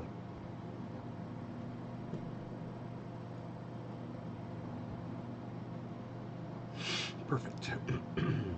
Hello guys and welcome to the Moon. My name is Carl and I'm going to bring you this cryptocurrency video. And I want to tell you guys that I am... Once again, let me say, make sure you guys go subscribe to The Moon, Carl's channel, The Moon on YouTube. Okay? Link Silverhawk says, just added him on YouTube. So, Carl, I just got you a subscriber. I just want you to know that. I got you a subscriber, bro. That's why I'm using your material. I'm getting you subscribers. Thank you, Link Silverhawk, for subscribing to The Moon. Did you say you could do storage on Coinbase? Yes, you can purchase storage on Coinbase. What I'm showing you is the storage that I purchased on my Coinbase account. That's what I'm showing you right now. It shows you I own 589.8 coins of storage, and it's worth $1,935.52, and I paid $1,000 for it, and I made almost 100%. If I pulled it out right now, it's almost a 100% return on my investment. This was a stock that I found myself. It was, I said, I want to buy a stock. The market was exploding. I remember this. I said, I'm going to open up an app and see what's hot, what the hot stocks are, what's moving right now. And storage came up, and I was live. We were live. Remember, I showed you guys, we went over this. It's on the video. Where I got all excited. We found that part in the video. Remember that? GB found the part in the video where I found storage. And I was like, this is historic, bro. I made $1,000.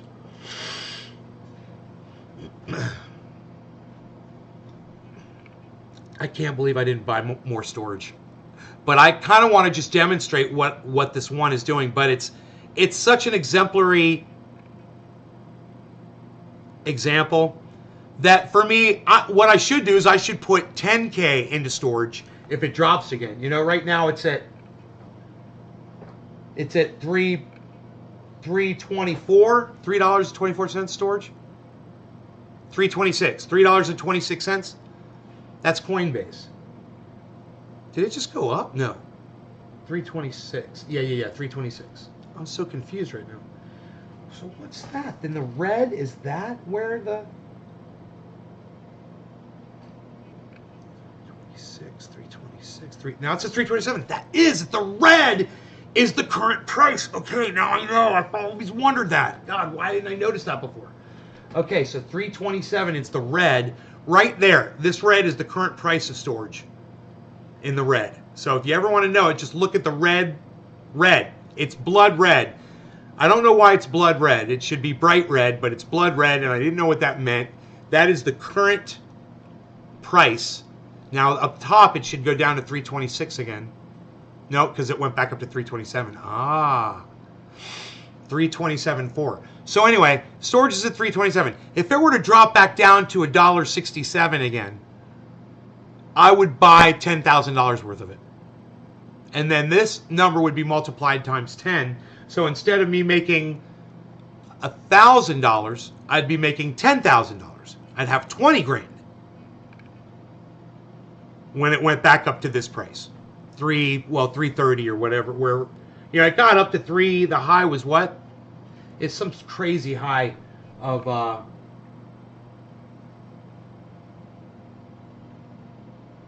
375. It went up to 375 today. So anyway, let's listen to what he says about the dollar collapse. So excited about the Bitcoin price because, I mean, we're breaking into new all-time highs, it seems, every single week now. It's becoming the new normal. And, I mean, I think so far we have seen nothing yet. I believe that, sure, 40K is cool, 50K is cool, 60K is cool. But guys, let me remind you that $100,000 is the huge psychological level that Bitcoin is about to break literally any week now. We could literally wake up tomorrow and it could be at 100,000. Well, maybe not really, but honestly, in the next few weeks, one of these days when you wake up, Bitcoin is going to be at $100,000. And I believe that when we reach 100,000, I mean, imagine, I believe that every single news station, every single newspaper, every single website, everyone is going to have a title, Bitcoin just broke $100,000, and it's going to be literally everywhere. And all the big YouTubers, even outside of crypto, are going to talk about it. Everyone on Twitter is going to make a tweet about it. And I think that the whole world is going to absolutely blow up in terms of marketing around Bitcoin. And I mean, when Bitcoin broke $10,000, we saw something similar, a huge surge of interest. But now we are so much further ahead. I mean, when we broke 10,000, it was a completely different ball game. I mean, the institutions were not there. The institutions are coming in right now, and the institutional backing is, in my opinion, what's going to further legitimize Bitcoin, so that everyone will now feel like it's okay to talk about Bitcoin. It's now okay to buy Bitcoin and be public about it, because Elon Musk, he bought Bitcoin. I mean, Tesla has $1.5 billion worth of Bitcoin on the balance sheet, so it's now okay. It's actually completely legit to buy Bitcoin, and I think that the mainstream is starting to realize this, and that's why I think that when we break $100,000, this is going to be an absolutely fantastic thing. We're gonna have to celebrate, of course. But what happens when we break 100,000 and all of these news outlets start talking about Bitcoin is that the mainstream, in a very the absolute widest range of the concept mainstream, is going to go into Bitcoin. Like every single person in the whole world will know about Bitcoin, because every single newspaper, like I said, every single news publication will talk about it. So I believe that there will be a huge amount of Google searches for Bitcoin. More than we've ever seen before, and this isn't the video right that I was now watching we're not earlier. seeing any crazy amounts of Google searches for Bitcoin. We're seeing, I mean, back in the $20,000 top in 2017, that was a huge spike in the Google He puts searches. up a couple of What I'm charts. saying now is that we're not only going to surpass the 2020, shows how much money they're printing. 2017 levels, we're going to way surpass that. And I think that, I mean, we're like 7-8 billion people in the world. I believe that many billions of these people are going to search for Bitcoin. So we're talking about billions of Google searches, and everyone is going to be interested in buying Bitcoin. So the mainstream will jump in and they will push this bubble maybe up to, who knows, guys, but way above 200,000, way above 300,000. I think it's very possible that in this bull cycle we could go as high as $600,000 to $700,000 with the help of the mainstream and with the help of the institutions. And of course there will be a big bear market after that, so we want to take profits, of course. I've made a few videos about that. If you want to see these videos, I will leave a link or a card right here so you can go watch how to take profits, when to sell Bitcoin, because I think it's very important to know about that. So you have to go watch that video. And what about Ethereum? Will Ethereum perform just as well as Bitcoin? Well, I believe that Ethereum is most likely going to perform equally as good as Bitcoin, probably. Maybe. If you want to see these videos, I will leave a link or a card right here so you can go watch how to take profits, when to sell Bitcoin, because I think it's very important to know about that. So you have to go watch that video. And what about Ethereum? Will Ethereum perform just as well as Bitcoin? Well, His Bitcoin exit strategy. Pretty cool way to navigate from video to video. I haven't hello guys seen and that. welcome to the Moon. My name is I've never seen that before. you this cryptocurrency video, and I'm going to talk to you guys about how to take profits in this bull market, because I've been telling you guys for years now that I believe that Bitcoin is going to go to $100,000 at least. But I'm also always telling you guys that I think Bitcoin can go much higher than this, up to $300,000, maybe even up to $500,000 in this bull cycle. So that begs the question, where do we sell? Because of course, if you, let's say the Bitcoin price goes to 300,000 and tops out to 300,000 and then goes back down to 50,000. Well, if it goes back to 50,000, then obviously we're just back to where we are today, and you didn't make any gains at all from today. So we want to make sure to take some profits at some point, and this is what I want to talk to you guys about in this video. And I got so much good feedback from my latest few videos where I did this walking and talking, where I just like share my thoughts about stuff. I'm not getting as many views on these videos, which is fine. I don't care about the views. What I care about is your engagement. I can see that you guys are liking these videos much more than my average videos, and you're commenting much more than my average videos. So let's get right into this video. And if you want more of these more casual videos, please leave a thumbs up down below right now. The latest video that I did like this got 9.5 thousand likes. If we can push this video to 10,000 likes, then I can guarantee you guys I will make one of these videos every single day alongside of my my normal video. So yeah, let's do that. Let's smash the like button like never before, Why? All right, so where do we take profits? Go to his YouTube channel and go look at all his thumbnails, bro. Which we already did. We did a whole segment on that earlier.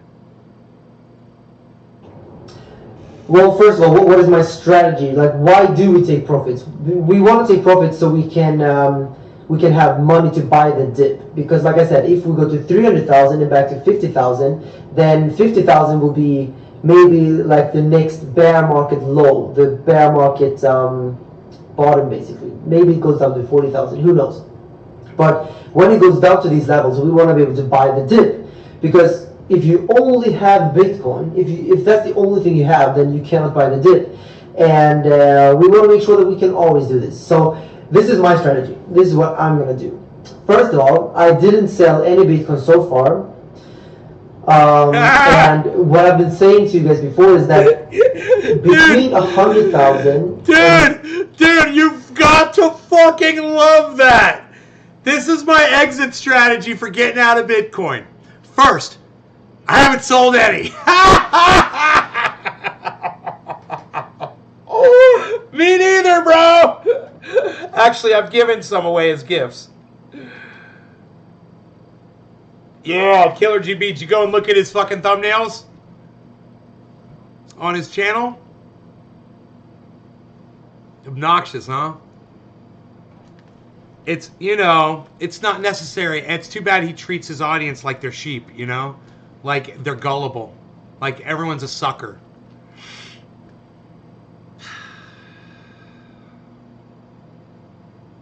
It's just such a horrible job of mistitling. 300,000, I'm going to start dollar cost average out of Bitcoin.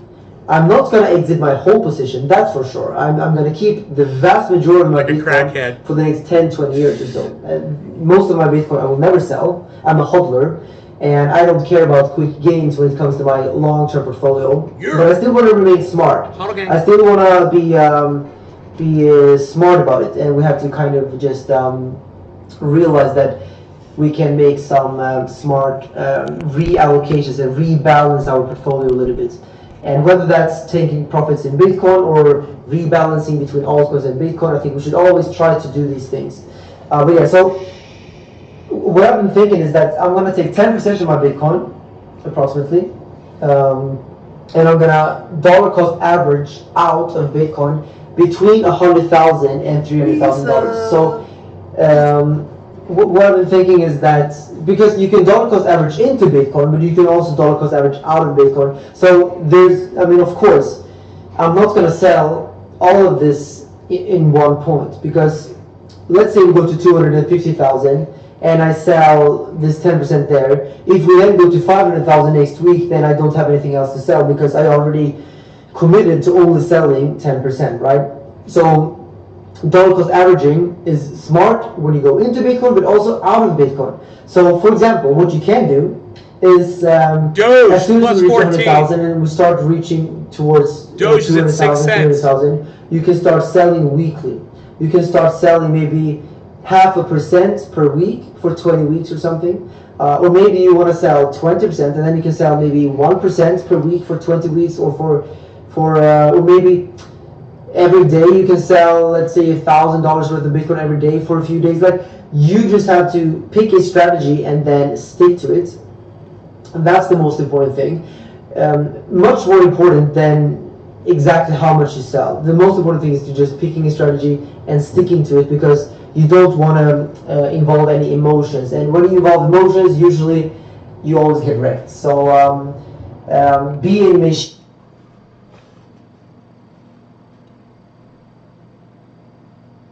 Dude, we got to talk about this money. I think it's this one.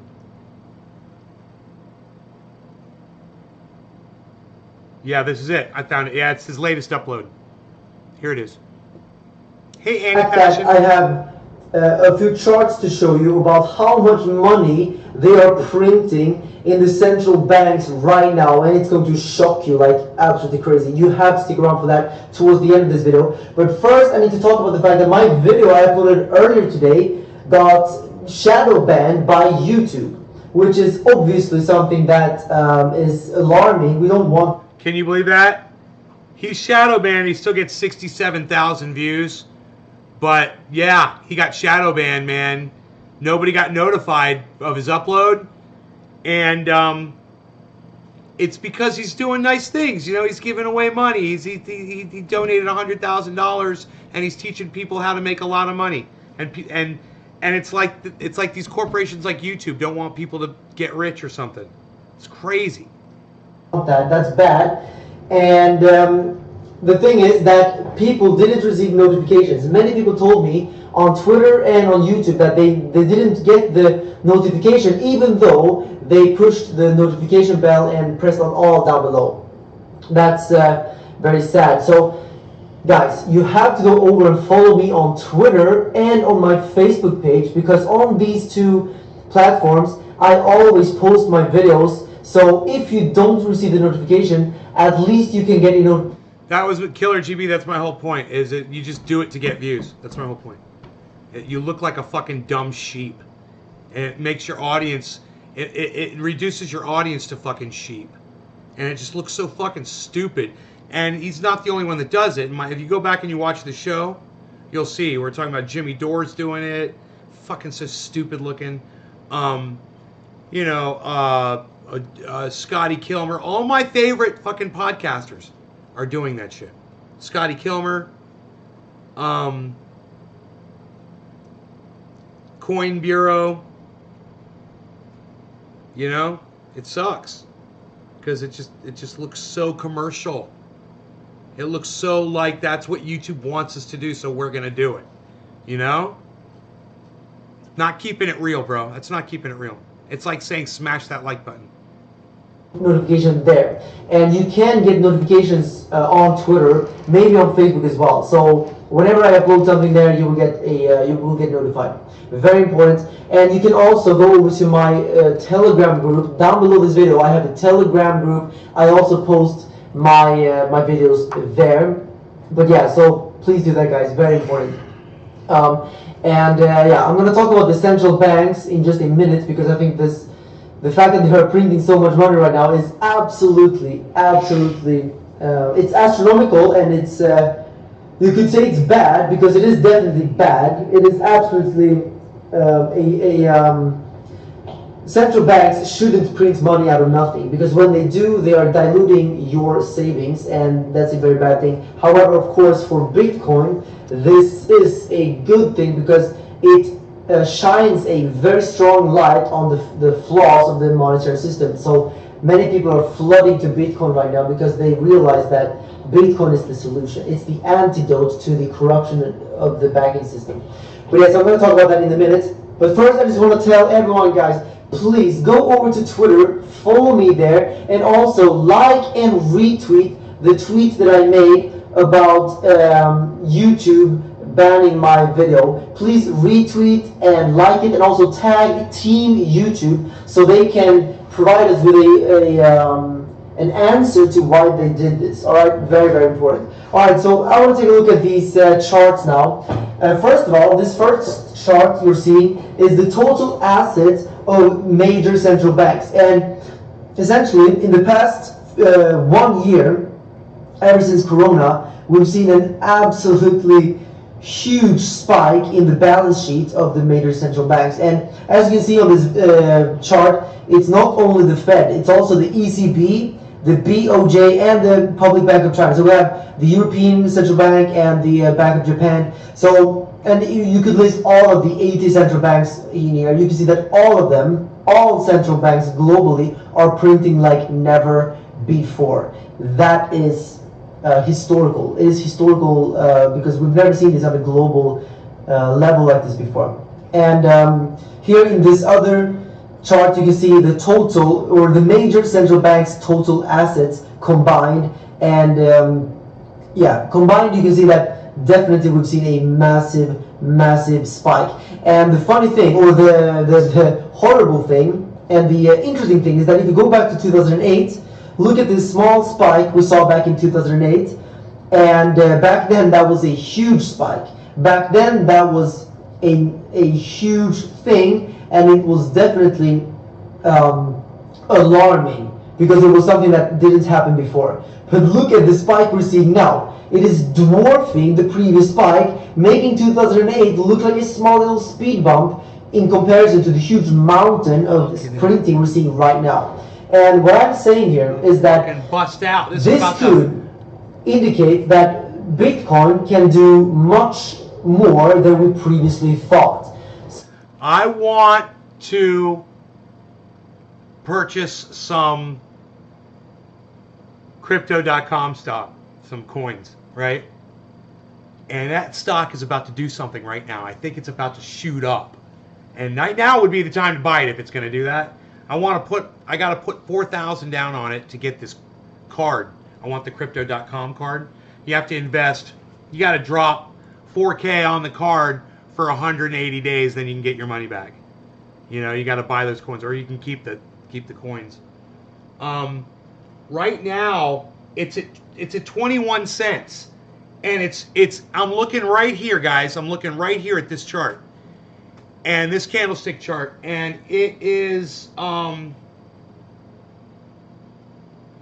it's saying this is the 1 day. This is a problem.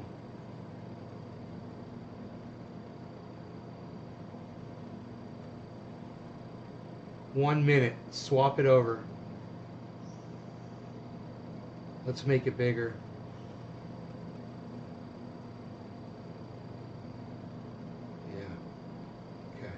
Dude, there's a massive...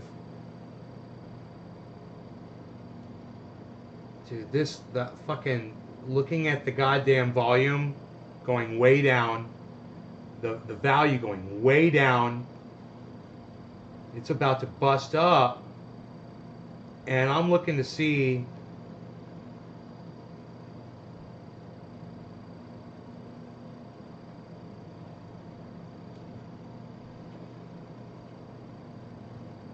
what this is going to do. It's kind of, I guess it's got to kind of load in or something. It's not really.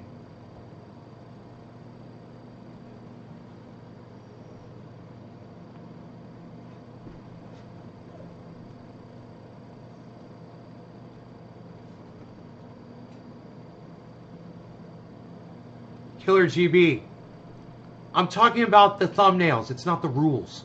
It's got nothing to do with rules. They do whatever they fucking want. There's no rules with the thumbnail. What are you fucking talking about rules? Oh shit, it's going up. Dude, I'm trying to figure out. I think Coinbase is gonna go way up right now. I'm gonna get in right now. I think this is it. Because I'm applying for their card. I'm going to get that green card. So you got to buy $4,000 worth of their coins. And I want to get it at a good time in the market. And I think it's going to go up right now. I think this is it. I've been watching it all morning.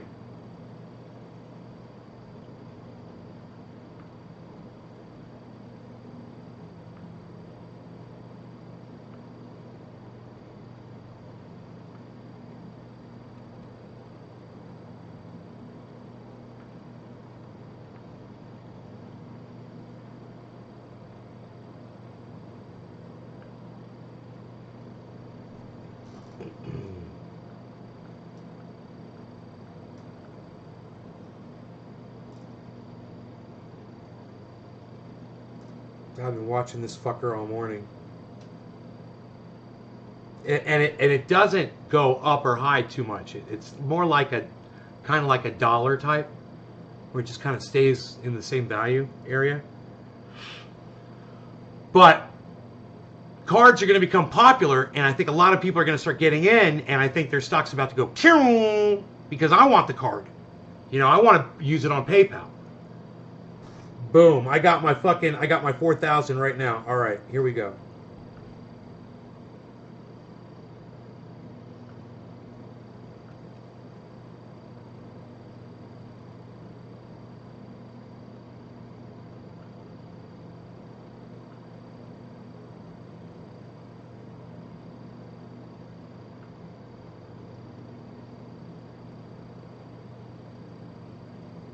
My card application's complete.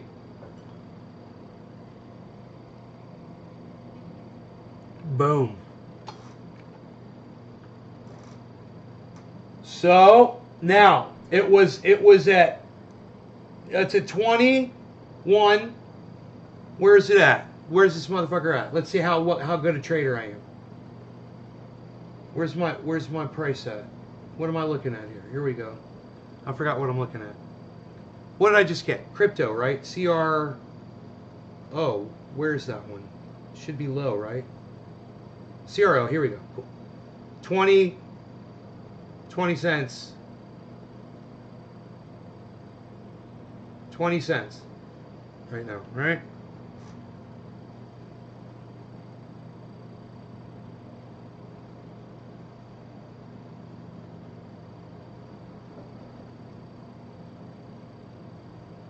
It's made out of metal. The card is made from metal. So, do you know that jade green is all I could afford? They've got an obsidian one. I was like, oh yeah, dude, I want the black one. That's beautiful. Click on that one. Dude, if you want the black one, well, okay, they've got the icy white.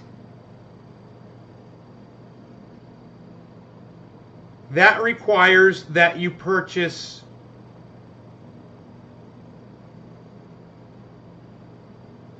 and hold $40,000 worth of their CRO tokens for 180 days to receive the icy white card. Now, like I said, you sell it after that if you want and get your money back, right? Or you can stay in. But check this out. If you want the black obsidian card, that one, you need to merely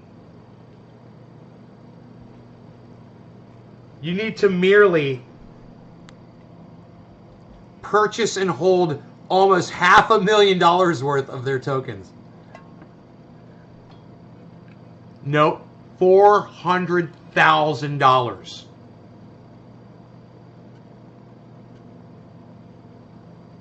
That's the $400,000 worth of their shit. That's crazy, huh? Dude, is it going up? Is it going up? Where are we at? Where are we at? Dollar. It's still at 221. It's 210. Okay. Wait, I've got it. I can go into my accounts and watch it. Ooh, ooh. My bottom line just went up. Ooh, didn't it? Okay, cool. So now I can see right from here if it's going to go up or not.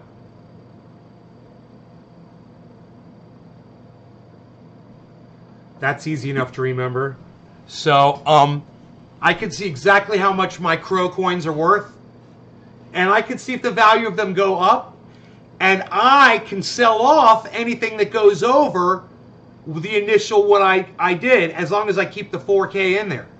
So if it makes money, I could take that out, take that out, and take that out, and take that out, or I could keep it in and let it exponentially grow.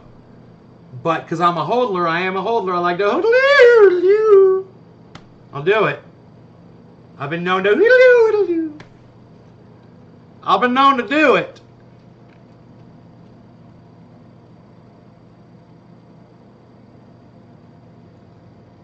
To Twitter, follow me there, and also like and retweet the tweets that I made about YouTube banning my video. Moon, Please Carl. retweet and like it, and also tag Team YouTube so they can provide us with an answer to why they did this. All right, very, very important. All right, so I want to take a look at these charts now.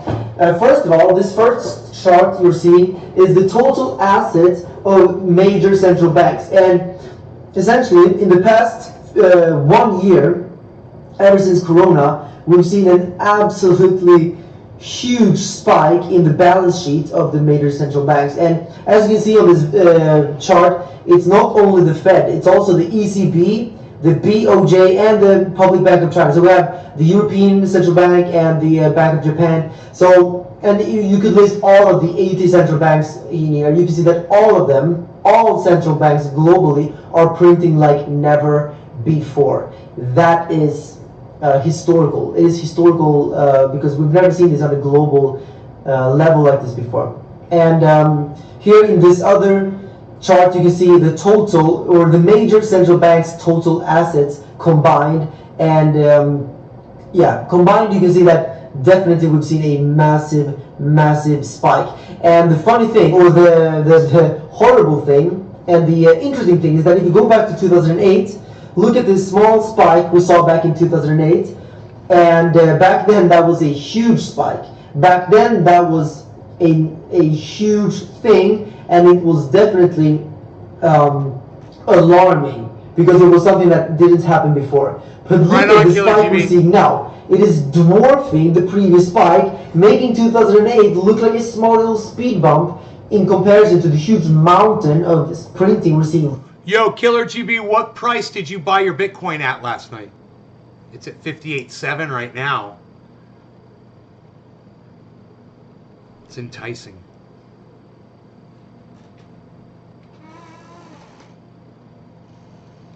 Minute by minute by minute. I lost $2 on my Crow investment so far. So it's going down still, which is great. But I don't think it's going to go down much further, you know. Wow, what a drop. I think it's about to reverse. I think I bought in at the right time. You guys wouldn't believe this chart. Dude, look at this.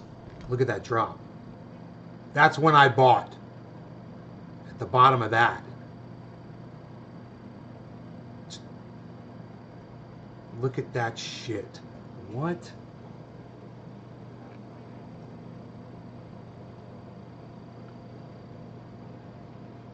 Dude, why did it do that?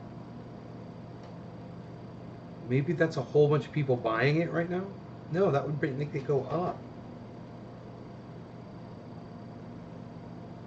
59.1. You got it 59.1.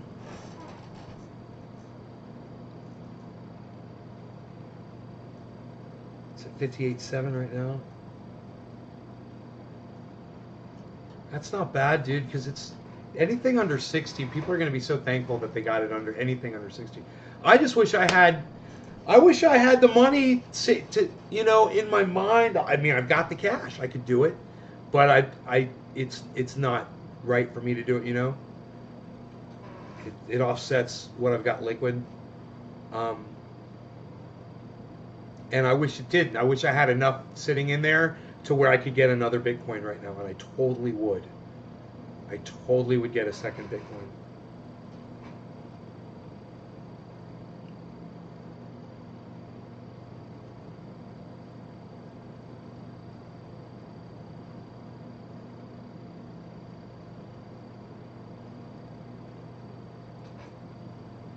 Bitcoin is down right now. 58.1 is the day's low. It's at 58.7. 59.599 is today's high.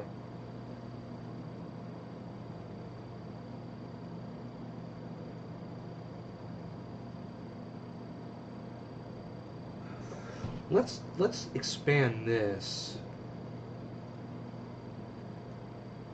Let's look at that over a day. So it's just been going up over a day. Let's look at it over a week.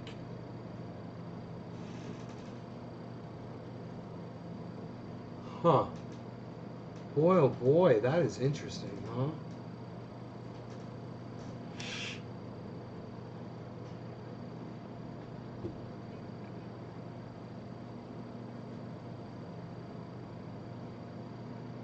Oh, and then the volume just dropped out.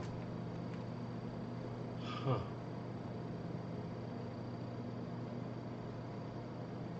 One week, that's it, huh?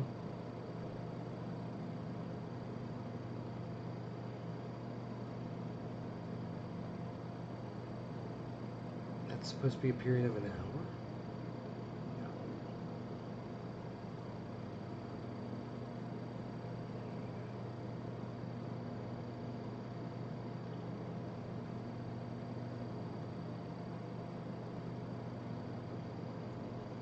Oh, here we go. This is what we want. Yeah, that's what we want.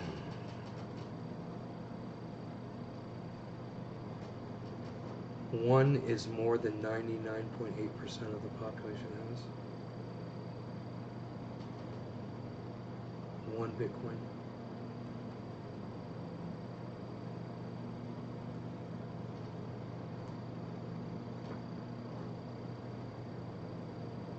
Think of the whales, bro. You know that I still have yet to total up what I've got. I haven't done it. But I just put a lot more in, you know, so I can keep putting money in. I want to transfer all my money in, I really do. You know? It's like I want to leave enough cash out to pay my taxes and my bills and cover my expenses and shit. And I want everything else in crypto.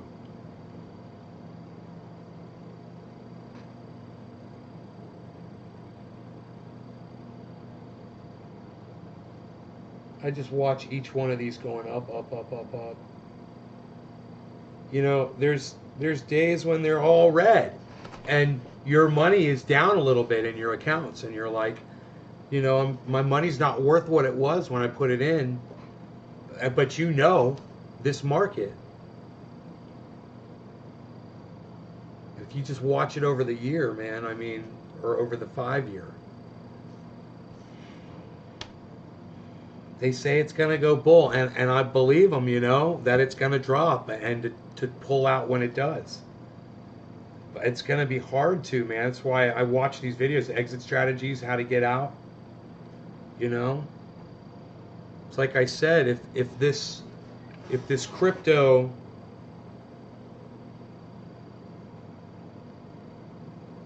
there it went up. There you go.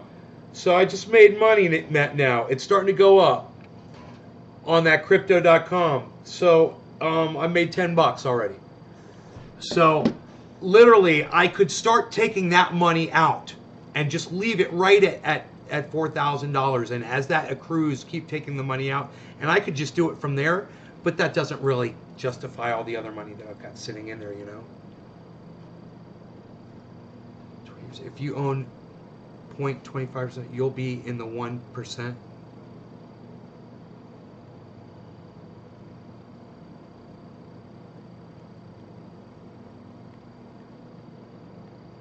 In 20 years. And the moon said that he's looking at like $700,000 Bitcoin. You know? I'm thinking if I just had 2 of those, you know, that'd put me at 1.4 million in Bitcoin.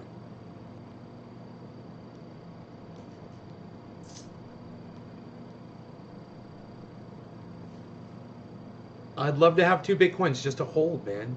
And then even start on a third one to play with. You know? I just don't see that happening anytime soon.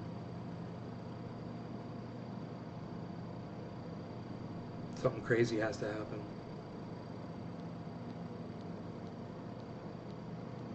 And I don't really want anything crazy to happen. I really have a good feeling about this. Look at Bitcoin going down. 58.7. Bitcoin dropped all of a sudden. 58.75.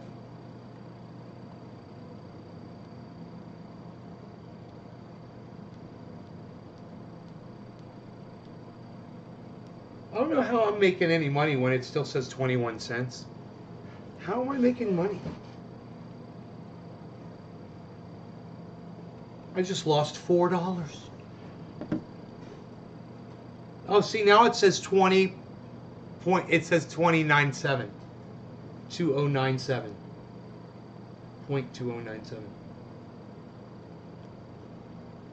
Crypto.com. Okay. Crypto.com just dropped. Okay, I see it on my big candlestick. All my big candlesticks right here. A flag. No one wants to be pizza guy. I don't know that reference. Oh. The guy who sold his bitcoins for pizza? Right? Is that the guy you're referring to? That's kind of funny. No, nobody wants to be that guy. Even though I wouldn't mind having a pizza right now. 58.7. What do we got, Bitcoin? Look at this. 58.7, man.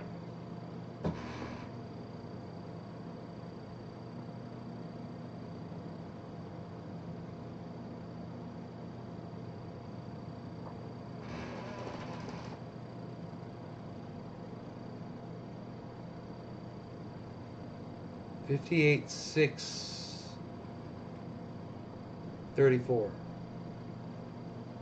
Huh.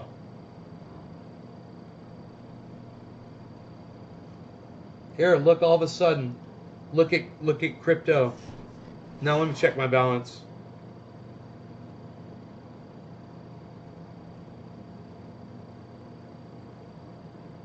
No change.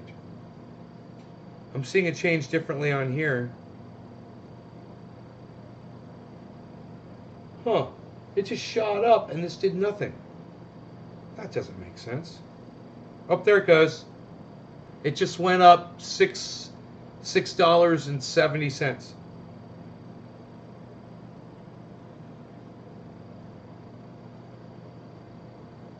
So now I'm $9 over total where I started with the crypto stock.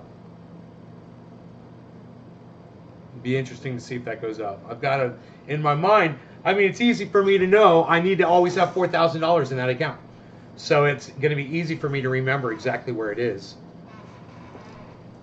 Whoa. Whoa, it just shot up again. This is what I predict. Oh! Dude, I got 12 bucks now.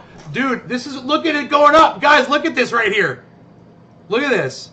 This is what I predicted. This is why I bought it low, man. I was like, it's about to go up. It's about to go up. This is what I've been waiting for. I've been watching this all morning, man. I was watching Crow this morning when I was looking at it this morning and it was so low and I was like, I want to get it right now. I want to get it right now. It's like, it's so low. And I was like, no, you got to spend $4,000 to get this fucking card. So just try to make like a trade. Act like you're trading. I was like, okay, I'll act like I'm trading. I'm not going to get all up in my head. I'm going to watch what it's doing, and I'm going to wait for the right time, and I'm going to buy it when I think it's going to go up. So I forgot about it all morning. And we're doing the show, and I'm like, oh, that's right. Go back and watch this. And you'll see the part in the show where I go, oh, that's right, I need to buy some Crow because I want to get this fucking credit card. And I literally just purchased it. And look at you guys, look at that fucking candlestick chart. Let me get the chat out of the way. Look what it just did. This is exactly the moment when I predicted it was going to do that. I was like, I'm going to buy this shit. Look at that red candlestick. Look.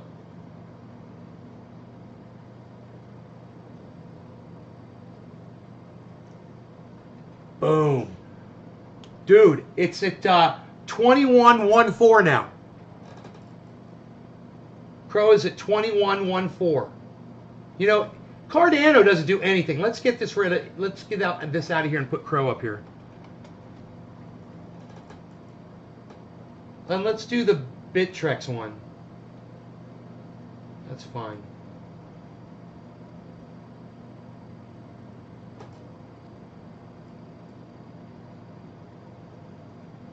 My dog is snoring.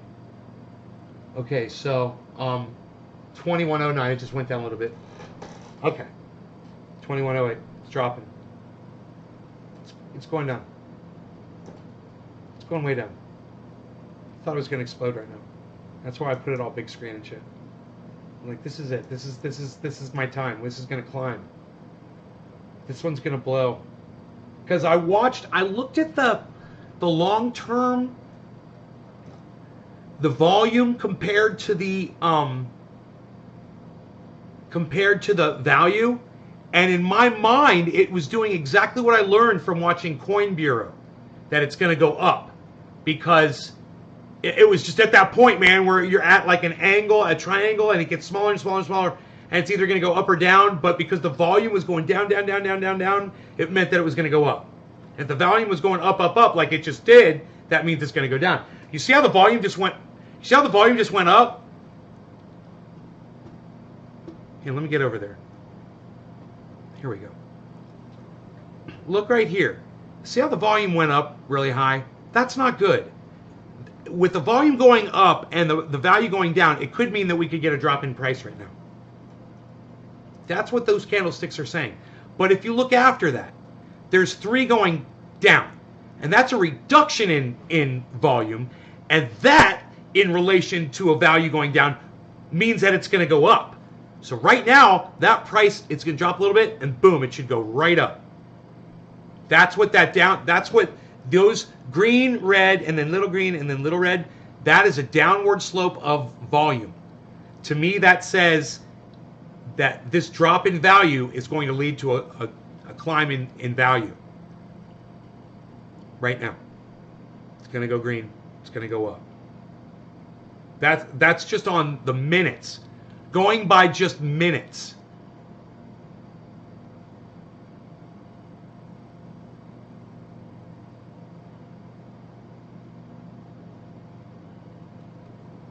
We'll see if I'm learning how to read these. Could go down, but it probably won't. Yeah, overall, it's just everything's going up. Just lock it away and don't look at it. And come back, and they're talking, hey, man, Bitcoin's, oh, my God, do you see where Bitcoin is? You know? Hey, Lisa.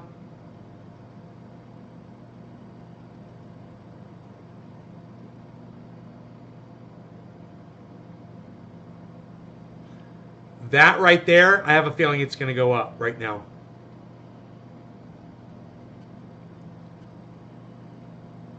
Boom.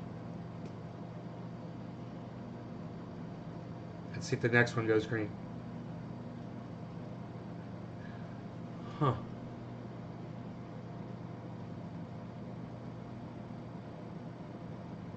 The volume is nice and low. And the value's coming down. It's a good sign for an explosion, man. Could be any second. Could be another green, a big green candle. These are the signs that I've been learning. See if I learn how to trade or not, man. See if I've already learned how to do it. You know? I got lucky on storage. That was beginner's luck. Where's storage at? I don't even see it on the list. Oh, shit. Storage, man. Plus 17. It's looking great.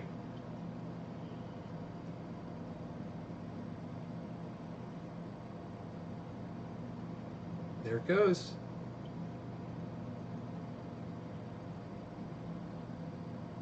Volume's going up. Is that what that means? Boom. Value is 2109. I got 2107 on the other market. Oh. I wonder if those little tiny micro adjustments make a difference in my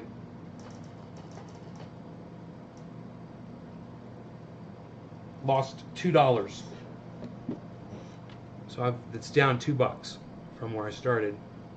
Not from where I started, but from before. From where I started, it's at $9. I'm $9 over.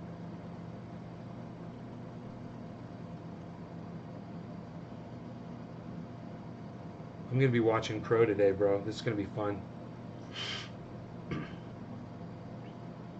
Storage. Doge is exciting today. I guess because Elon said he was going to take Doge to the moon, literally, people are starting to drop into it, and it's at plus 15 right now. It's only 6 cents if you want to buy Doge. It might just explode today. It's not a sure thing, but when Elon Musk fucks around with shit, you know, explaining things so I can understand, you're awesome. Lisa, thank you. I appreciate that. It's so nice of you to say nice things.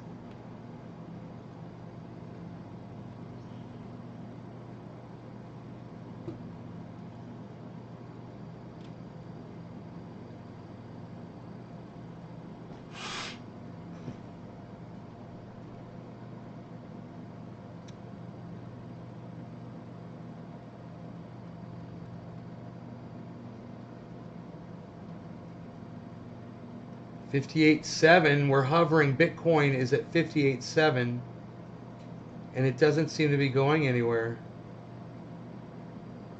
It's at negative 61.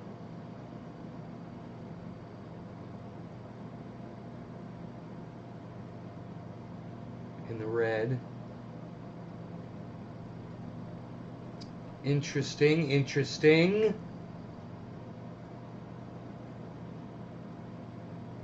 Dude, look at the volume dropping out. Oh my goodness.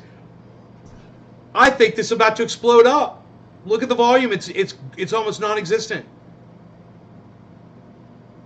The volume down here, look, it's like gone down to nothing. I think that means this is about to explode.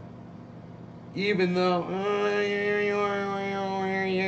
yeah, there's an upward triangle. So I don't know what that means. The bottom is going up pretty steep. Let's see. It went red. I think it's supposed to go green, and it went red, so let's see. Because there's no volume.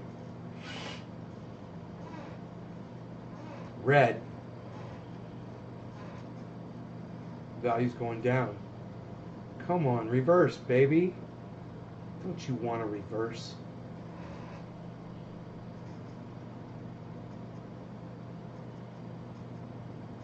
Huh. I wonder if it's going to drop.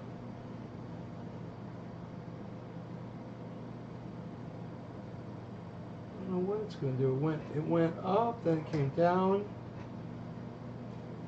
And now it looks like it's... I think it's ready to do something big. I think it means it's going to go up. Big time, like when the volume gets like that. The volume's going to suddenly increase. And there's going to be a lot of buying. Right now. Boom. Explode. Boom. Boom. Boom. Go. This is it. Explode. Go flow. Go flow.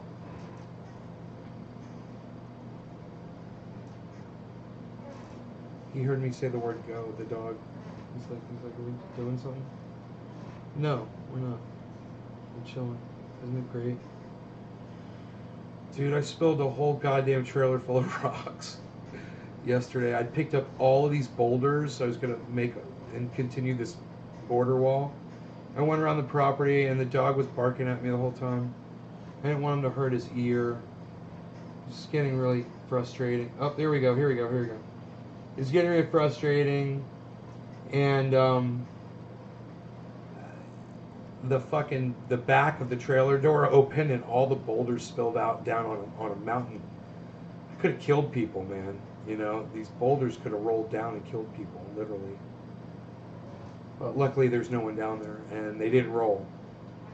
Most of the rocks just stopped. I think a couple rolled down, but there's a lot of trees and no people.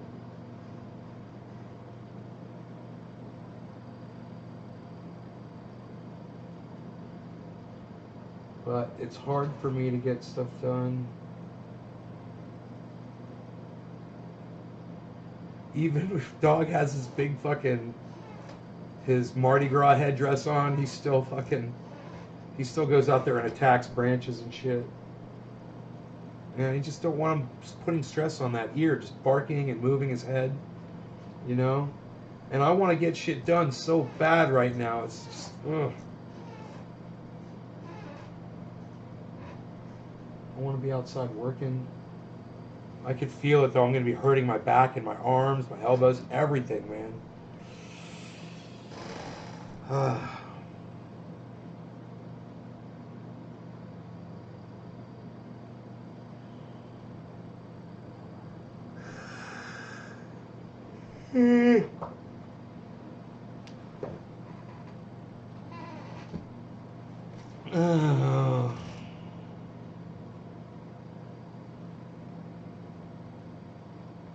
Up.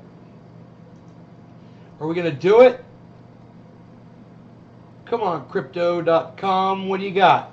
2108. That volume should increase right now, and we should see an uptick in value.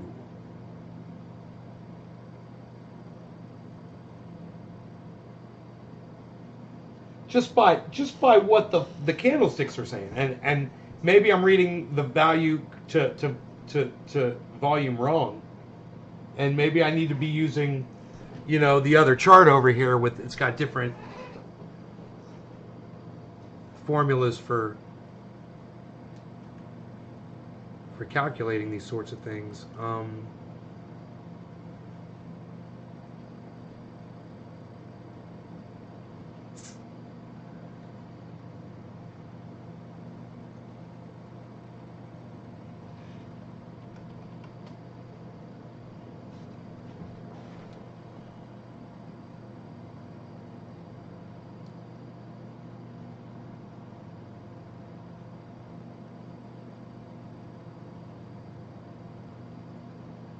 Okay, now we got crypto.com over here. Okay, here it is.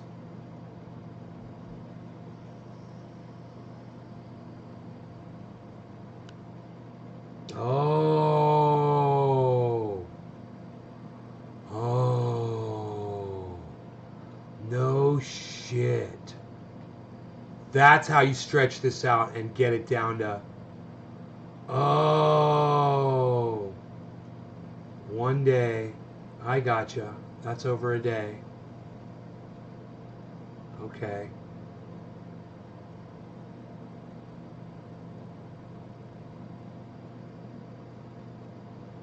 This is over the last few hours.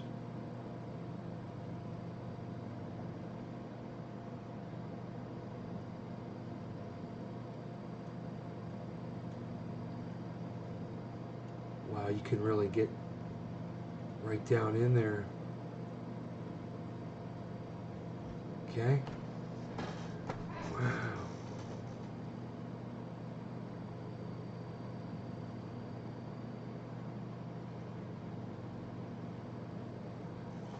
Wow. Okay.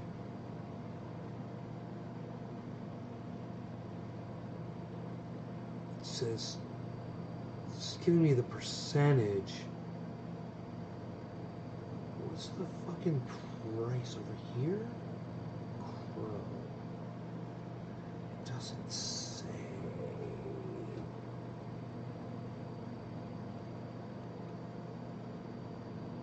15 plus 2.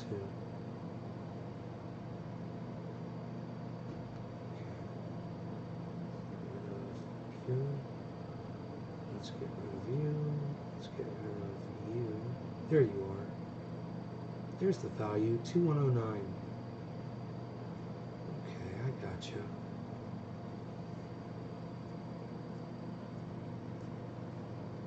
So this strategy, the MACD strategy, which I don't quite understand.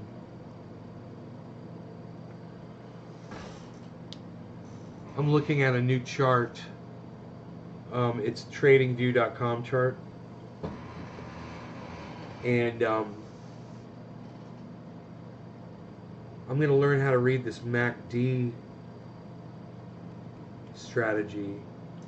But, oh boy, it looks like crypto.com just leveled off, didn't it? Look at that. Look at that. You guys can't see it. Let me get out of the way. Look at the candlestick chart. The candlestick chart shows just leveling off and low volume. I think that's a really good sign. It's about to just go straight up with all this low volume. Wait for that volume to kick up. People are going to start buying it, and you'll see there's going to be a lot of people out there that want that crypto.com credit card. And hey, press number 1 if the chat, if you've pulled up a YouTube video or anything on the internet and you've seen an advertisement for the crypto.com Visa card, press number 1. If you've seen an advertisement for the crypto.com Visa card anywhere on the internet. Powered by crypto technology. It's the crypto.com Visa. You guys seen that?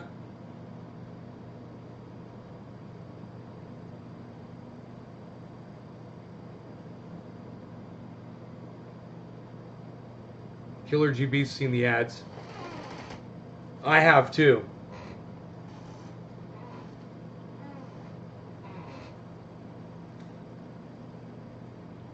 Dude, everyone's going to realize that PayPal uses a Visa card. They're going to want that crypto fucking Visa. And then you put that crypto Visa on your PayPal. And then you're paying with your goddamn... Now, here's my question.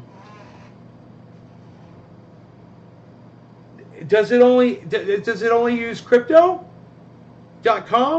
coin on that Visa? You see, or will it take from your Bitcoin or what? How does that work? Will it just take out of your crypto.com account? Where does it draw the funds from? Where does that Visa draw the funds from? Because I mean, if I have to just keep money in the crypto.com account, as long as that crypto.com account is going up over time, I don't mind stocking it up with some cash, you know, stocking it up with some other coins. As long as it's going up too. I wonder if anybody knows. There's no one else here. I guess it's just you and me, bro. No one's answering. As soon as I started watching lots of crypto videos, I started seeing ads. Right?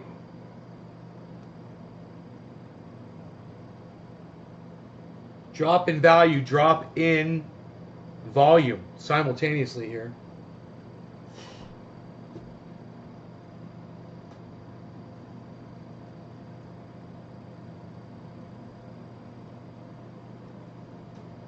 I mean, you can't even get that volume to come up when you make the screen full size. That volume is just non-existent. It's a really good sign.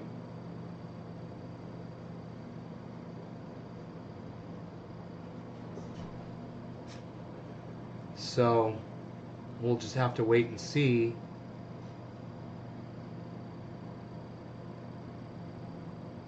Man, we'll just have to wait and see what it does. All right, no one else is really here, man, so I'm going to call this show. I'm going to get out of here. You guys take care, and remember, leave the show on and populate it if you want them to keep going, man. All right? Thanks, y'all. Check out my friends Ron, Jimmy, Lee, and Graham, and Simon Dan, and hopefully Simon Dan and Matt Dillahunty will be here soon for their interviews. All right, you guys, take care. Talk to you later. Bye-bye.